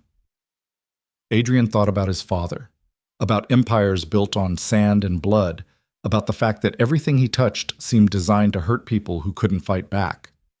We're reviewing it. Get me the actual numbers on what it would cost to relocate those families properly. Not the bare minimum legal requirement, what it would actually cost to do it right. Marcus was silent for several seconds. Who are you and what have you done with my boss? I'm serious, Marcus. I know. That's what's scaring me. Papers rustled on the other end. I'll have numbers by end of day, but Adrian, your uncle's not going to like this. He's been very clear that Harbor District needs to close on schedule. Let me worry about my uncle. That's what I'm afraid of. Marcus hung up. Adrian stood in his empty kitchen, holding his phone, thinking about the fact that 2 months ago he wouldn't have questioned displacing families if it meant closing a deal. Now he couldn't stop thinking about the people whose lives he was disrupting in the name of profit margins and contractual obligations. Alara was changing him, or maybe she was just holding up a mirror and forcing him to see what had always been there. His phone buzzed again. A text from a number he didn't recognize. Rooftop. Now. Come alone. Adrian's first instinct was to ignore it. His second was to call building security. But something about the message felt familiar, urgent in a way that suggested ignoring it would be a mistake. He took the elevator to the roof access, which required a key card only he and building maintenance had. The door was already unlocked. Julian stood by the edge, Adrian's head of security looking deeply uncomfortable in the morning light. He was a solid man in his 40s, former military, someone Adrian had trusted with everything from personal protection to corporate espionage for the past 6 years. You shouldn't be here, Julian said. You texted me to come here. I know, I shouldn't have. He turned to face Adrian. Your uncle offered me $250,000 to install surveillance in your penthouse. Full audio. Cameras in every room except the bathrooms. He wanted real-time access to everything you and your wife discuss. Adrian felt ice settle in his stomach. Did you do it? No, but he thinks I did. I installed dummy equipment, stuff that looks real but doesn't transmit anything. Told him it would take a week to get everything operational. Julian's jaw tightened. He's planning something, Adrian. Something that requires knowing exactly what you're planning before you plan it. Why are you telling me this? Because your father hired me, not your uncle. And your father told me if anything ever happened to him, my job was to protect you, not the company, not the family name. You. Julian pulled an envelope from his jacket. This is everything I've collected on Matthias over the past 5 years. Financial records, communication logs, Meetings with people who shouldn't exist. I was gathering it for insurance in case he ever tried to push me out. But you need it more than I do. Adrian took the envelope, feeling the weight of it. He's going to know you gave me this. Probably, which is why I'm disappearing after this conversation. I've got a place in Costa Rica, offshore accounts he can't touch. I'll be gone by tonight. Julian extended his hand. For what it's worth, I think you're doing the right thing. Your father would have hated what this company became under Matthias. They shook hands. Julian left without another word, disappearing back into the building like he'd never been there. Adrian stood alone on the rooftop, holding an envelope that probably contained enough evidence to destroy his uncle, watching the city wake up below him. He thought about dummy surveillance equipment and $250,000 bribes and the fact that Matthias had been willing to spy on his own nephew's bedroom conversations. The rage that bloomed this time wasn't cold. It was white-hot and clarifying. He was still standing there when Alara found him 20 minutes later, stepping onto the roof with her jacket whipping in the wind. Your doorman said you came up here. What's going on? Adrian handed her the envelope. She opened it, scanning the first few pages, her expression shifting from curious to shocked to coldly furious. Where did you get this? Julian, my head of security. Matthias tried to bribe him into surveilling us. Did he? No. He installed fake equipment and warned me instead. Adrian moved to the edge, looking down at the street far below. We have him, Alara. This is everything. Financial crimes, weapons deals, payoffs to government officials. Enough to put him in federal prison for the rest of his life. She kept reading, flipping through pages with increasing speed. This is... Adrian, some of these deals date back 15 years. Your father's signature is on half of them. The words hit like a physical blow. Adrian had suspected his father was involved, but seeing the evidence was different. Let me see. She handed him specific pages. There was his father's handwriting, approving shipments that the manifest described as industrial equipment, but the insurance valuations suggested were something much more dangerous. There were contracts with foreign entities that were definitely on watch lists. There were payments to shell companies that existed only to launder money. And running through all of it, like a thread connecting each crime, was Matthias's name. Your uncle wasn't just helping your father, Alara said quietly. He was running the operation. Your father signed what Matthias told him to sign. That doesn't make him innocent. I didn't say it did, but it changes the story. She looked at Adrian. If we release this, we destroy your father's legacy along with your uncle's. Adrian thought about that. His father, who'd built an empire and died afraid his son would hate him for it. His father, who'd kept Adrian ignorant specifically so he'd have deniability. His father, who'd trusted Matthias to protect the family and gotten betrayed for it. I don't care, Adrian said. My father made his choices. I'm making mine. That's very noble. But are you sure you're ready for what comes after? Because once we expose this, there's no going back. The Voss name won't just be damaged. It'll be destroyed. Good. Maybe it should be. Alara studied him for a long moment. You mean that? I do. Adrian took the envelope back, holding it like it weighed nothing and everything at the same time. I'm tired of protecting a legacy built on hurting people. I'm tired of pretending the empire is more important than doing what's right.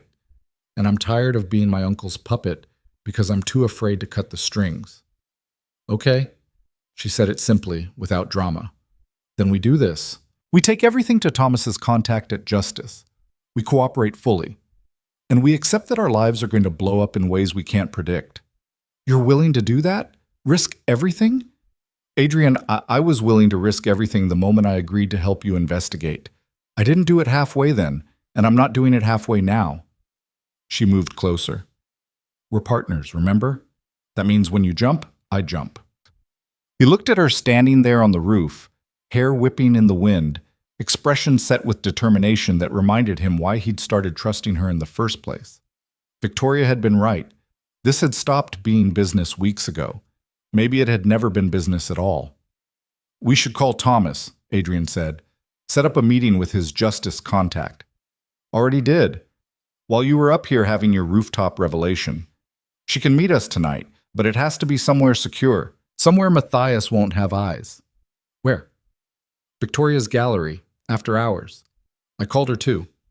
She said to tell you that she always knew you'd eventually try to burn down the family empire, and she's honored to provide the matches. Adrian almost smiled. Of course you called Victoria.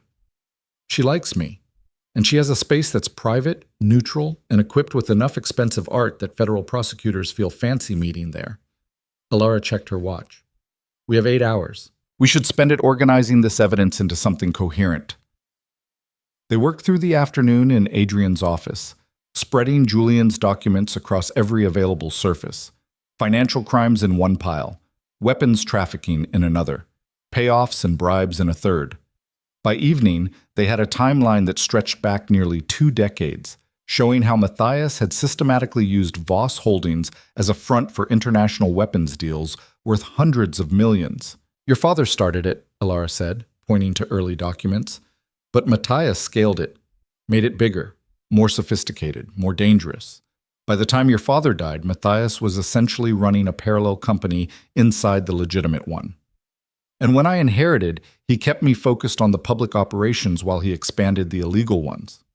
Exactly. You were the perfect cover. Young CEO, media-friendly, clean enough to pass scrutiny while he operated in the shadows. Oh, she sat back. The marriage makes sense now. He needed our families connected so he could route weapons through Kane's shipping without raising flags. If anyone investigated, it would look like normal business between in-laws.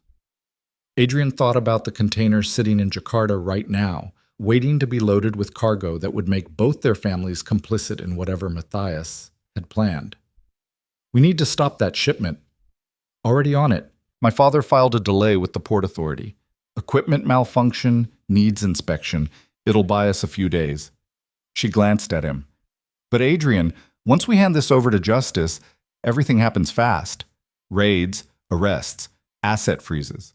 Are you ready for that? Are you? I asked first. He considered the question seriously. Was he ready to watch federal agents swarm Voss Tower? Ready to see his family name in headlines connected to international weapons trafficking? Ready to lose everything his father had built, even the legitimate parts, because it was all so tangled together it couldn't be separated? Yeah, he said. I'm ready. They arrived at Victoria's gallery after dark. She'd closed early, turned off the street front lights, and was waiting inside with wine and nervous energy. I can't believe I'm hosting a meeting with federal prosecutors, she said, pouring 3 glasses without asking. This is either the coolest or stupidest thing I've ever done. Probably both, Alara said, accepting the wine. That's what I thought. Victoria turned to Adrian. You're sure about this? Because once you start talking to justice, you can't untalk to them. I'm sure. Okay, then I'm sure too. She raised her glass. To burning down empires and hoping we don't burn ourselves in the process. They drank. 5 minutes later, a woman in her 50s arrived, dressed in a gray suit that screamed federal employee. She introduced herself as Sarah Chen, senior prosecutor for the Southern District, and immediately made it clear she wasn't here to make friends. Thomas Kane says you have evidence of weapons trafficking using corporate shipping routes, she said, skipping pleasantries entirely. I'm listening.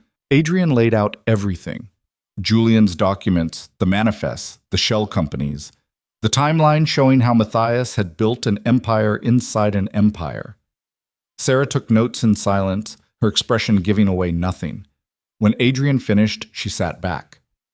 This is comprehensive, almost too comprehensive, which makes me wonder why you're bringing it to me instead of using it to protect yourselves. Because we're trying to do the right thing, Alara said. The right thing would have been not participating in international weapons trafficking in the first place. We didn't know, Adrian said. My uncle kept us ignorant specifically so we'd have deniability. Ignorance isn't innocence, Mr. Voss. Your signature is on corporate documents authorizing these shipments. You may not have known what was in the containers, but you authorized the routes, the insurance, the whole operation. Sarah leaned forward. If I take this case, you're both going to be implicated. Maybe not criminally if you cooperate fully, but your companies will be seized, your assets frozen, your reputations destroyed. Are you prepared for that? Adrian met her eyes. Yes. And you, Ms. Kane?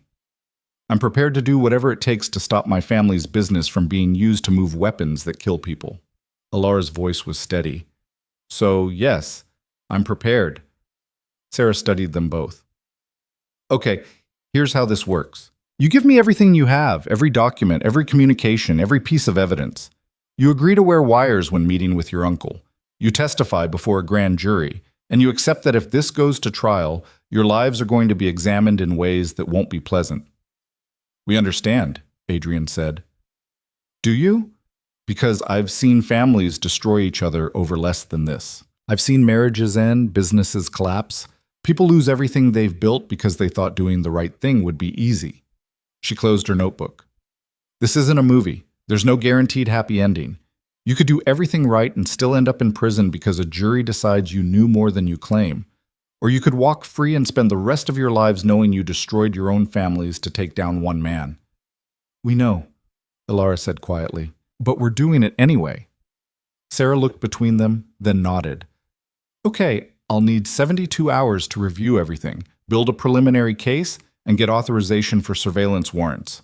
In the meantime, you act normal. Go to work, have dinner with family, maintain your routines. Don't tip off Matthias that anything's changed. He already knows we're investigating, Adrian said. Then he knows you're curious. He doesn't know you've turned everything over to federal prosecutors. There's a difference. Sarah stood. I'll be in touch. Don't call me. Don't email me. I'll contact you when it's time. She left as abruptly as she'd arrived. The three of them sat in silence for several minutes. Well, Victoria said finally, that was terrifying. That was necessary, Adrian corrected. Those aren't mutually exclusive. She refilled their wine glasses. So what now?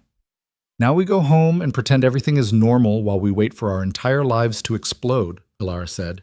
She sounded tired in a way Adrian hadn't heard before. They thanked Victoria and left. In the car, Ilara stared out the window again, that same distant expression she got when processing too much information at once. You okay? Adrian asked. I just handed evidence to federal prosecutors that's going to destroy my father's company, the business he spent 40 years building, the legacy he wanted to leave me. She turned to look at him. No, I'm not okay, but I will be. How do you know? Because I've survived worse, and because this time I'm not alone. She reached across the seat, taking his hand. We're in this together, right? Adrian looked at their joined hands, thinking about how natural it felt, how necessary. Together. They drove back to the penthouse in silence, still holding hands like lifelines. When they arrived, they found Matthias sitting in Adrian's living room, whiskey in hand, looking like he owned the place. There you are, his uncle said pleasantly. I was beginning to worry. Adrian felt Ilara's hand tighten on his. They'd known this was coming, but not this soon. Not before they'd had time to prepare. How did you get in? Adrian asked. I own 40% of this building through shell companies. I've always had keys. Matthias stood. We need to talk. About your recent activities, about conversations you've been having with people you shouldn't be talking to. I don't know what you mean. Don't you? Matthias pulled out his phone, playing an audio recording. Thomas's voice, clear and unmistakable, talking to someone about shipping manifests and weapons trafficking and contact with federal prosecutors. Adrian's blood went cold.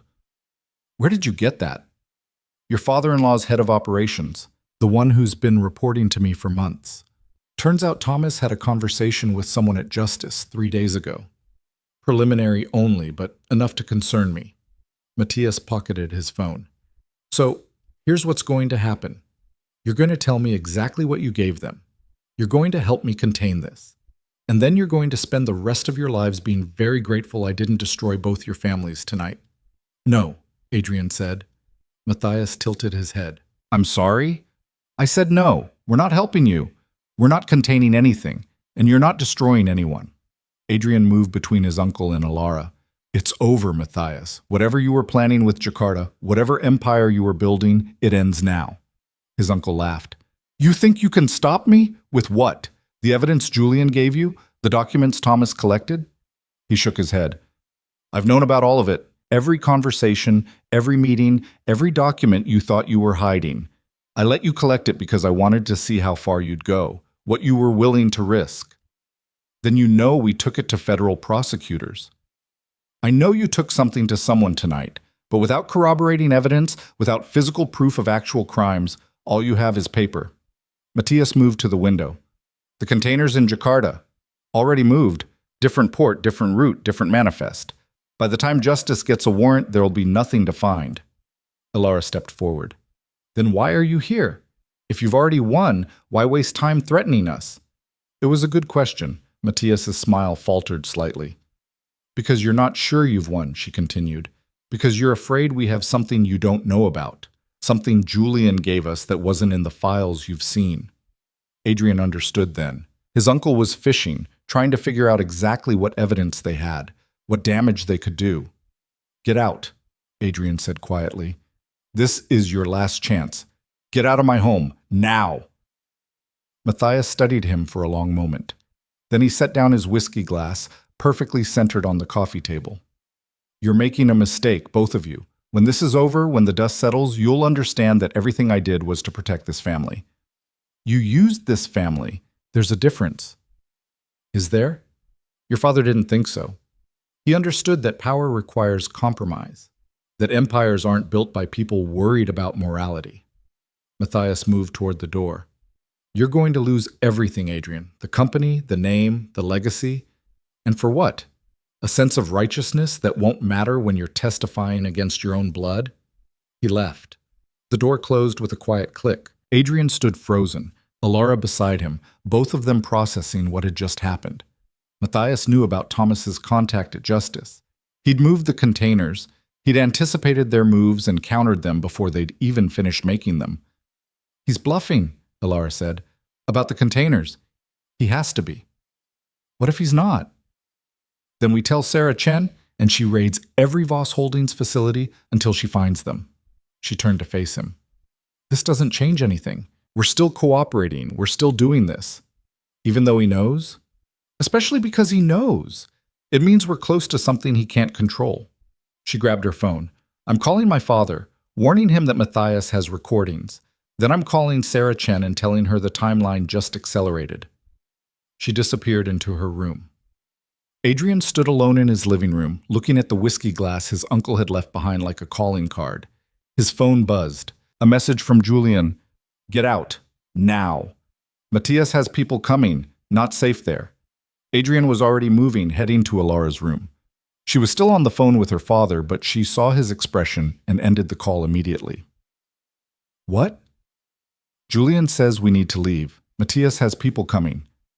People like what? Security? Police? I don't know, and I don't want to find out. He grabbed her jacket, tossed it to her. We go to your father's warehouse, somewhere Matthias can't access easily. They were in the elevator when his phone rang. Sarah Chen. I just got a call from my supervisor, she said without preamble. Someone with serious pull is trying to shut down our investigation before it starts. They're claiming national security concerns, classified operations, the whole 9 yards.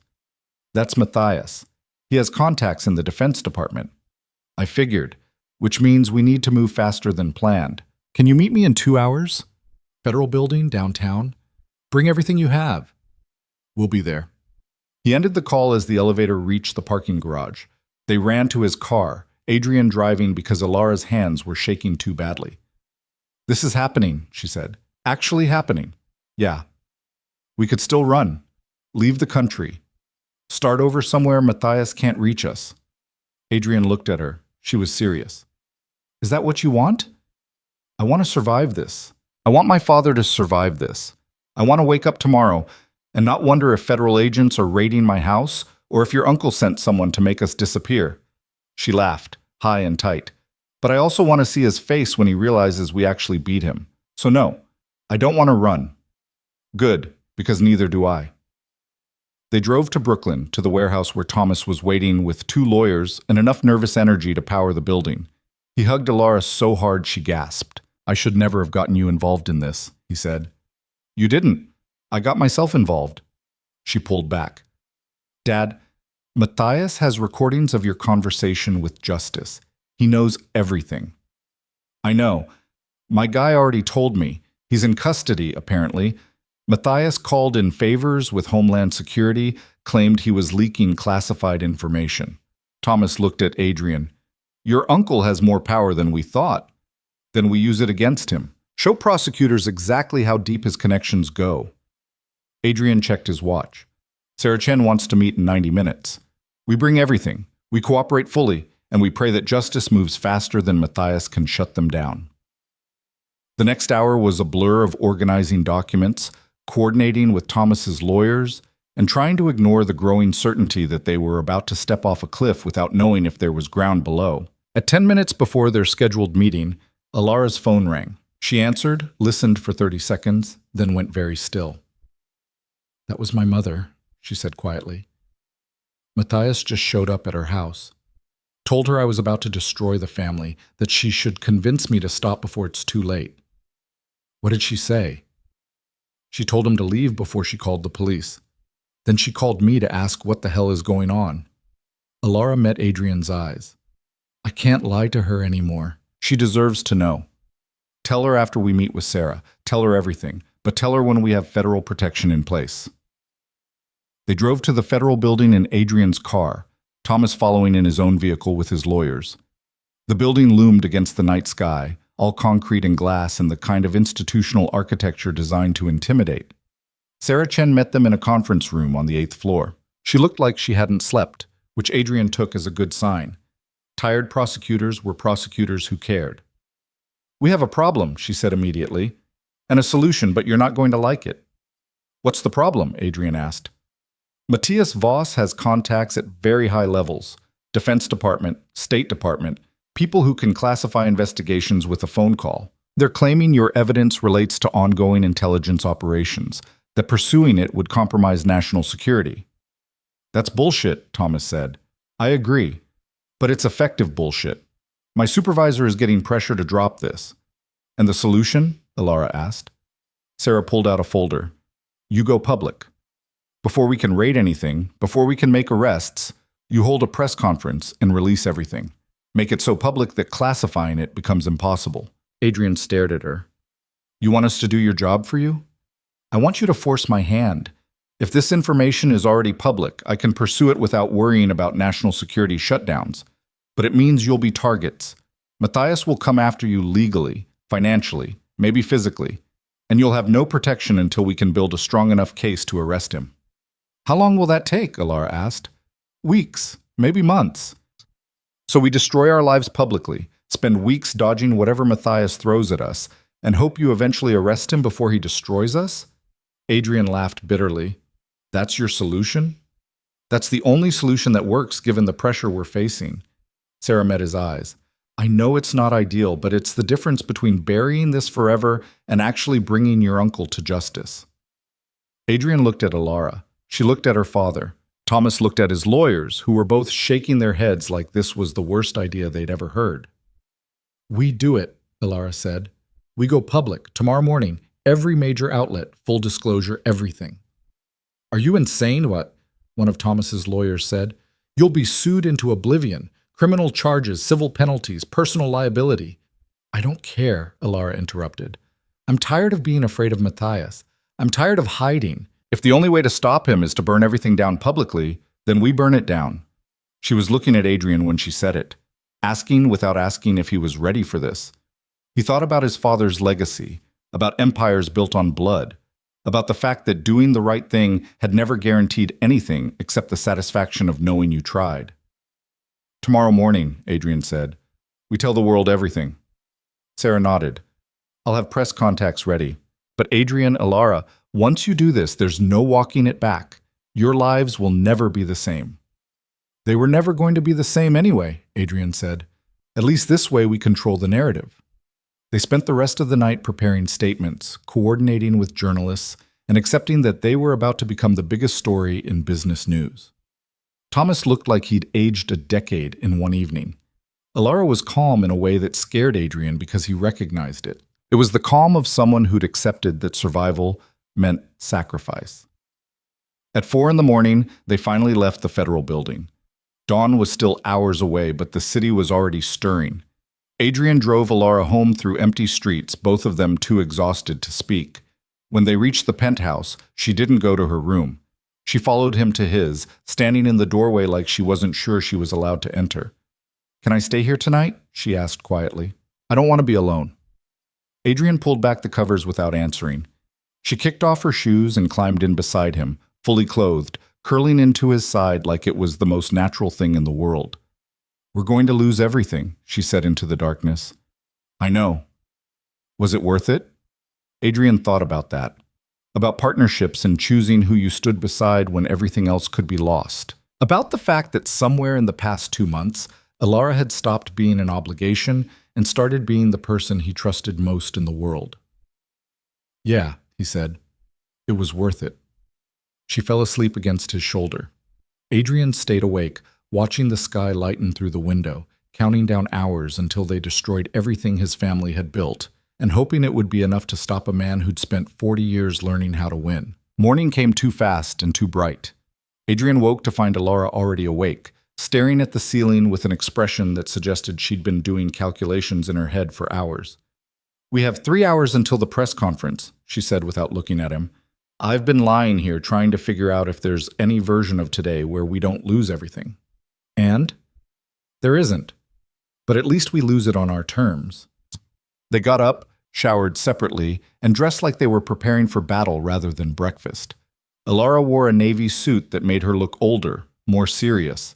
Adrian chose the charcoal gray his father had always worn for difficult board meetings, armor disguised as business attire. Sarah Chen called at 7. The press is confirmed. 10:30 at the federal building steps. We'll have security, but expect chaos. Matthias's legal team is already filing injunctions to stop you from speaking. Will they succeed? Adrian asked. Not in 3 hours they won't, but expect lawsuits to start flying the second you finish talking. She paused. Are you both absolutely sure about this? Adrian looked at Alara, who was listening on speaker. She nodded once, decisive. We're sure, he said. They met Thomas at a coffee shop 2 blocks from the federal building. He looked like he'd been through a war, but his eyes were clear and determined. Your mother called, he told Alara. She knows everything now. I told her myself. Figured it was better coming from me than from a news broadcast. How did she take it? She said she always knew your consulting work was cover for something more interesting. Then she asked if we needed a good lawyer. Thomas smiled slightly. She's tougher than I give her credit for. She had to be to marry you, Alara said. At 9:30, Adrian's phone rang. Matthias. Don't answer it, Alara said immediately. But Adrian did anyway, putting it on speaker so they could all hear. Nephew. His uncle's voice was calm, controlled, absolutely furious underneath. I'm going to give you one last chance to reconsider this spectacularly stupid decision. There's nothing to reconsider. Really? Because I have documents being delivered to every major outlet right now, showing that you personally authorized the shipments you're about to claim ignorance of. Your signature, your approval, your criminal liability. Adrian felt ice in his stomach. You're lying. Am I? Check your email. I sent copies to you and your lovely wife might want to review them before you stand up and tell the world you're innocent. The call ended. Adrian and Alara both pulled out their phones. The email was there, with attachments that made Adrian's blood run cold. They were real documents, his actual signature, authorizing shipments on dates and routes that matched exactly with what Julian's evidence showed were weapons deals. He'd signed them thinking they were routine approvals for international expansion. Matthias had buried the illegal cargo in legitimate paperwork, and Adrian had approved it all without reading the fine print. He set me up, Adrian said quietly. Months ago, maybe years. Every signature, every approval, all of it designed to make me look complicit. Thomas was reading over his shoulder. These won't hold up in court. Any forensic accountant will see their deliberate misdirection. But they'll hold up in the media, Alara said. That's the point. We go public claiming Adrian's innocent, Matthias releases these, and suddenly the narrative shifts to CEO tries to blame Uncle for his own crimes. Sarah Chen arrived at their table, breathless. I know about the documents. Matthias's team just sent them to my office with a very polite suggestion that I reconsider my investigation. What do we do? Adrian asked. We adjust the strategy. You don't claim complete innocence. You admit you signed documents without proper oversight. You take responsibility for failing to supervise operations adequately. And then you pivot to showing how Matthias systematically manipulated the entire company to hide his operation. She pulled out her own phone. I have analysts going through the documents now. They're finding enough evidence of deliberate obfuscation that we can argue you were deceived rather than complicit. Will that work? Alara asked. Maybe. If you're willing to fall on your sword publicly, admit mistakes, show genuine remorse, and then direct all fire at Matthias. Sarah looked at Adrian. It means you'll probably face charges. Negligence, at minimum. Maybe more. But it's better than conspiracy to traffic weapons. Adrian thought about that, about admitting publicly that he'd failed as a CEO, that he'd been so focused on profit margins and expansion that he'd missed weapons trafficking happening under his own signature. It would destroy his reputation, damage his credibility, make him look incompetent at best and criminal at worst. But it was true. He had failed. He'd been so desperate to prove he could run his father's empire that he'd stopped asking questions about where the money actually came from. I'll do it, he said. Adrian, Alara started. He's right. I signed those documents. I approved those shipments. I didn't know what they contained, but I should have. He met her eyes. If taking responsibility is what it takes to bring him down, then that's what I do. Thomas squeezed his shoulder. Your father would be proud, not of the mistakes, but of owning them. They spent the next hour rehearsing statements, coordinating with Sarah's team, and watching as news vans started gathering outside the federal building. By 10:15, there were at least 30 cameras set up, reporters checking microphones, photographers jockeying for position. Victoria appeared with coffee and moral support, looking terrified and determined in equal measure. I told you I'd provide the matches when you burned down the empire. Didn't think you'd actually do it. Neither did I, Adrian admitted. At 10:25, Sarah gave them the 5-minute warning. Adrian and Alara stood together at the window, looking down at the crowd that was about to watch them destroy everything. Last chance to run, she said quietly. Where would we go? I don't know, somewhere warm, somewhere without extradition treaties. Adrian took her hand. I'd rather stay and fight. Me too. She squeezed his fingers. Whatever happens after this, I want you to know something. When I married you, it was because I had no choice. But somewhere along the way, it stopped being about survival and started being about actually wanting to be your partner. Alara, I'm not asking for anything. I just wanted you to know that before we walk out there and potentially lose everything, including each other. Adrian pulled her closer, pressing his forehead to hers. When this is over, when the dust settles, we're going to figure out what this actually is. Not the arrangement, not the strategy. What it actually is. Deal. Sarah appeared in the doorway. It's time. They walked down together, Adrian and Alara in front, Thomas and his lawyers behind them, Sarah's team providing a protective barrier. The noise hit them the second they stepped outside. Reporters shouting questions, cameras flashing, a wall of sound and light that felt like walking into a physical thing. Adrian stepped up to the microphone. Alara stood beside him, their hands still joined. My name is Adrian Voss, he began, and his voice carried over speakers that broadcast to the crowd, and the cameras and the world beyond. 2 months ago, I married Alara Kane in an arrangement forced by my uncle, Matthias Voss, who used blackmail to connect our families for purposes I didn't understand at the time. What I'm about to tell you is the truth about how Voss Holdings and Kane Shipping have been systematically used to traffic illegal weapons across international borders for nearly 2 decades. The crowd erupted. Adrian waited for the noise to settle, then continued. I signed documents authorizing shipments I believed were legitimate business operations. I approved routes and insurance policies without proper oversight. I failed in my duties as CEO to supervise operations that were criminal in nature and intent. For that, I take full responsibility. He could see Matthias's lawyers in the crowd, recording everything, probably already drafting lawsuits. He didn't care. But while I failed in oversight, my uncle Matthias Voss deliberately designed these operations to hide their true nature. He used shell companies, falsified manifests, and manipulated legitimate business to cover weapons deals worth hundreds of millions of dollars. The evidence we're releasing today shows a pattern of criminal activity spanning nearly 20 years. Alara stepped forward then. My family's shipping company was similarly exploited. We believed we were providing legitimate cargo services. Instead, we were being used as cover for international weapons trafficking. When we discovered the truth, we immediately contacted federal authorities and have been cooperating fully with their investigation. Questions started flying. Adrian answered the ones he could, deflected the ones he couldn't. Yes, he expected to face charges. Yes, he was resigning as CEO of Voss Holdings effective immediately. No. He didn't know where his uncle currently was. The press conference lasted 45 minutes. By the time it ended, Adrian's phone was exploding with messages. His mother, crying. Victoria, sending heart emojis and texts that just said "holy shit" repeatedly. Marcus, asking if Adrian needed anything, which was more loyalty than he deserved. And one message from an unknown number. You just made the worst mistake of your life. They were escorted back inside by federal agents who suddenly treated them more like witnesses than criminals. Sarah met them in the same conference room, looking energized in a way that suggested the press conference had done exactly what she'd hoped. That was perfect, she said. Matthias's legal team is already trying to spin it, but you took away their main weapon. They can't claim you're hiding behind ignorance when you just admitted culpability publicly. What happens now? Thomas asked. Now we move fast. Raids on Voss Holdings facilities, Kane shipping offices, every shell company we can connect to the operation. Matthias will try to destroy evidence, but he won't be fast enough. Sarah pulled out her phone. I need you three somewhere safe.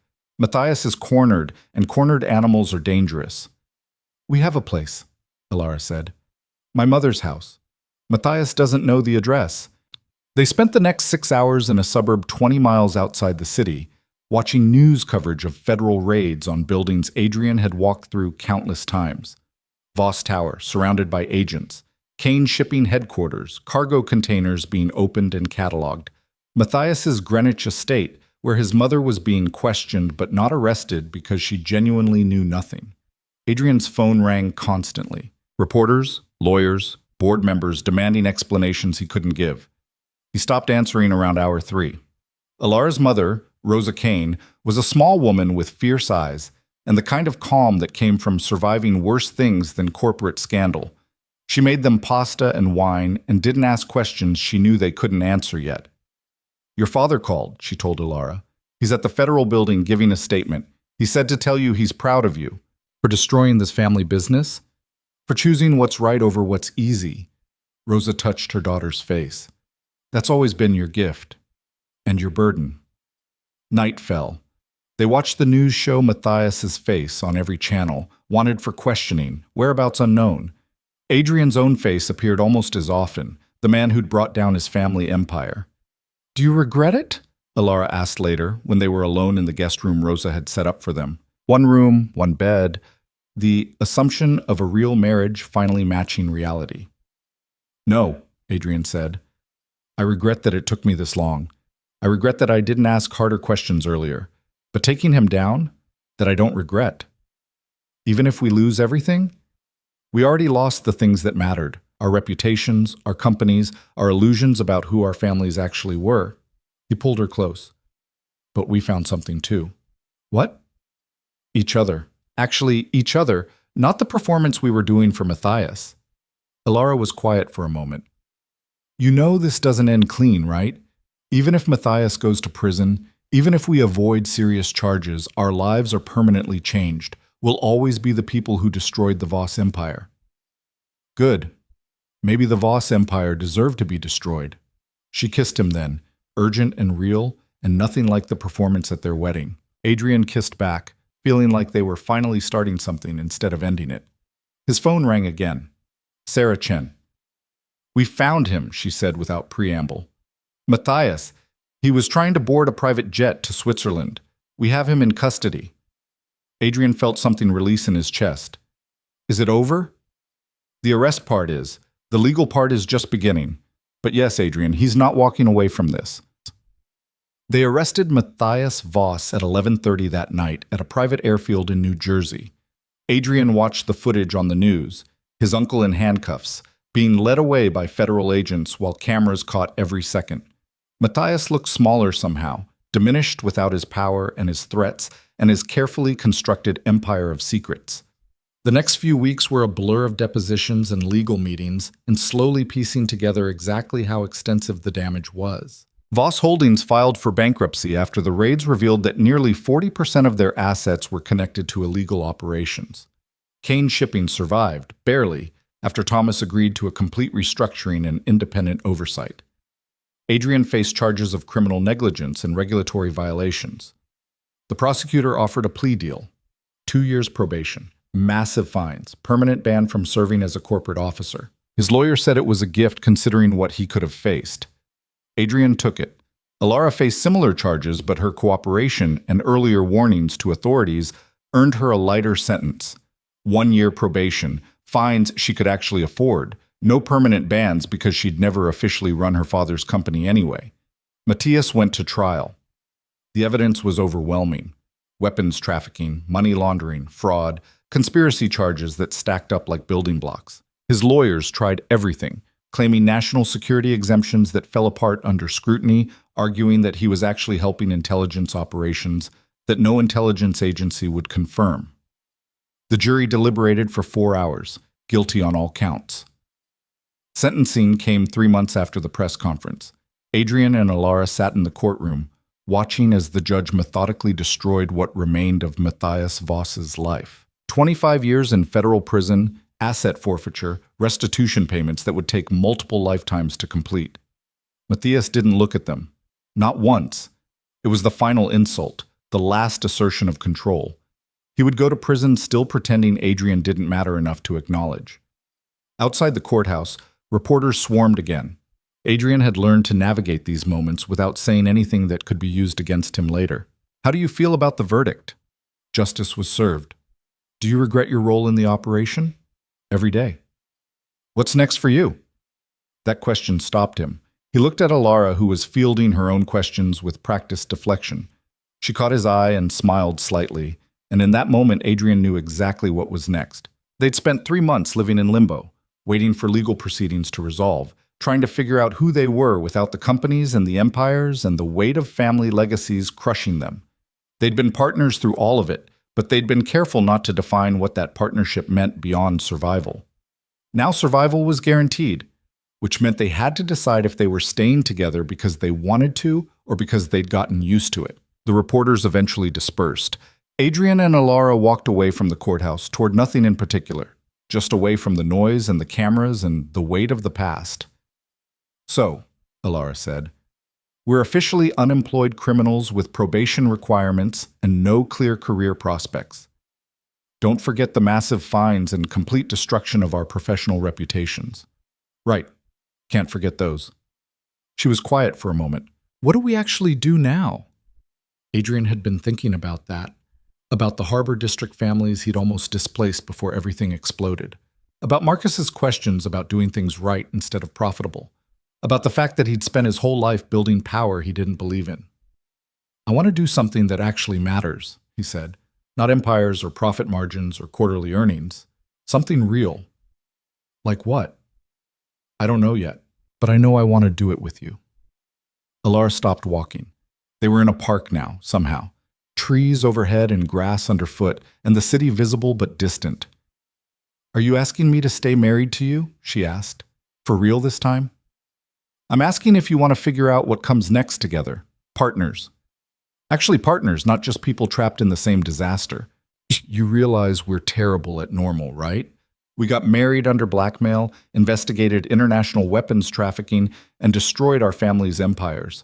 I'm not sure we know how to just be normal married people."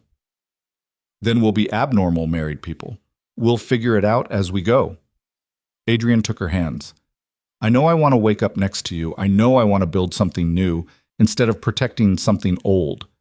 And I know that every time I think about the future, you're in it. So if that's not love, it's close enough that I want to see where it goes."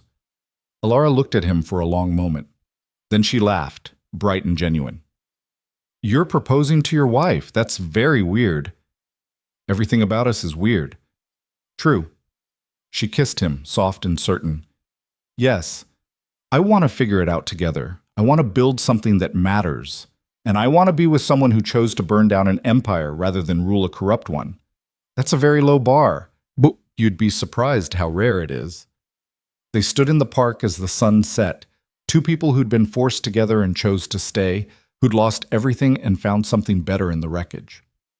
Adrian thought about his father, who'd built an empire on fear and died afraid his son would reject it.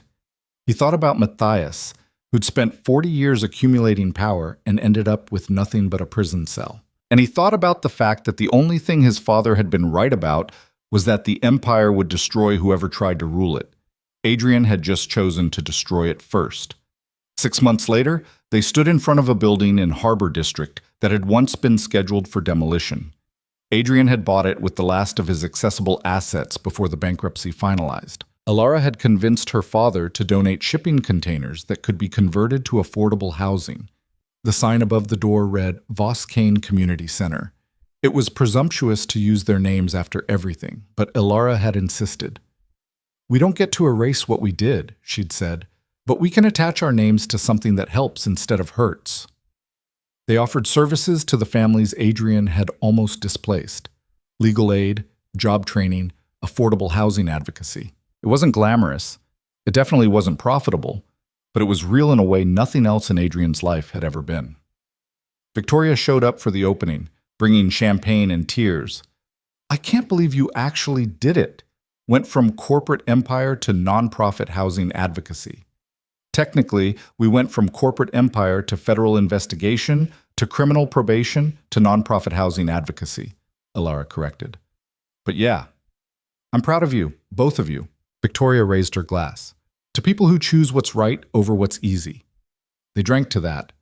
Thomas appeared with Rosa, both of them looking older but lighter somehow, like the weight of the shipping company had been crushing them longer than they'd realized. Thomas had sold the business to a legitimate operator and was consulting on maritime law reform.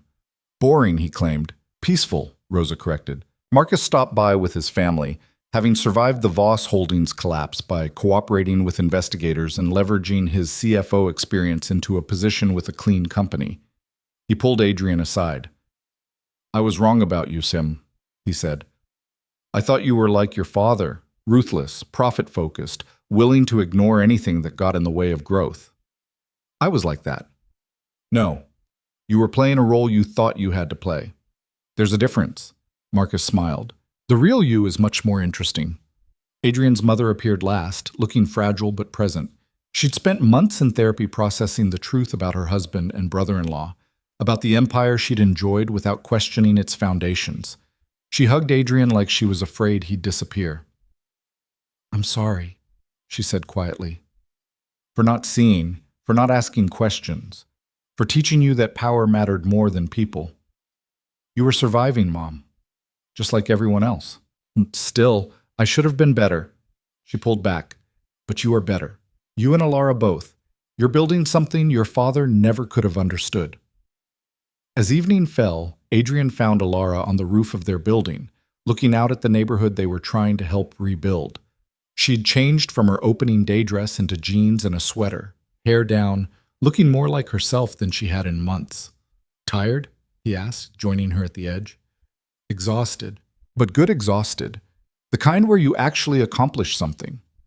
They stood in comfortable silence, watching lights come on in windows, families settling in for the evening, the ordinary magic of people just living their lives. "Do you miss it?" Alara asked eventually. "The power, the empire. Being the person who walked into rooms and everyone paid attention." Adrian considered that honestly. "Sometimes, not the empire itself, but the certainty, knowing exactly who I was and what I was supposed to be doing. And now? Now I have no idea what I'm doing most days. But I'm doing it with you, and it means something, and that feels better than certainty ever did." She leaned into him. "I love you. I don't think I've actually said that yet." "You haven't. I love you. The real you, not the CEO or the Voss heir or the guy playing chess with his uncle. The person who chose to fall on his sword publicly rather than let Matthias win. The person who wants to help displaced families instead of displace them. That person." Adrian kissed the top of her head. "I love you too. The consultant who was too smart for her own good. The partner who jumped when I jumped. The person who sees what needs to be done and does it even when it's terrifying. We're very dramatic, you know that, right? We destroyed an empire together. Dramatic is basically our baseline." She laughed. They stayed on the roof until the neighborhood quieted, until the city settled into its nighttime rhythm, until it was just them and the future stretching out, uncertain and terrifying and full of possibility. They'd lost everything they'd thought mattered: the money, the power, the family legacies that had defined them since birth. But they'd found something better in the wreckage: purpose, partnership. The knowledge that what you built yourself mattered more than what you inherited. Matthias was in prison. The empires were gone. The families were rebuilding, and Adrian and Alara were just two people trying to make the world slightly better than they'd found it. One community center and one displaced family at a time. It wasn't the ending Adrian had expected when he'd first agreed to marry a stranger. It was better. Because power, he'd learned, was never about control. It was never about forcing others to bend to your will or building empires that outlasted you or accumulating wealth until you couldn't spend it all. Power was about choosing who you became when everything else was stripped away. It was about standing beside someone when the world was burning and deciding together what to build from the ashes. It was about looking at the legacy you'd been given and having the courage to say it wasn't good enough, that you wanted to be better, that you would break everything to prove it. His father had feared Adrian would destroy the empire once he understood what it was built on. He'd been right about that much. But what his father never understood was that some things deserved to be destroyed, that sometimes the only way to build something worth keeping was to burn down everything that came before. Adrian had burned down an empire, and in its place he was building something smaller, quieter, infinitely more valuable, a life that mattered, a partnership built on choice instead of coercion, a future defined by what he created rather than what he inherited. He looked at Alara, silhouetted against the city lights, and knew with absolute certainty that every decision that led here had been worth it. This was power, the real kind, the kind that couldn't be taken away because it came from within, and it was enough.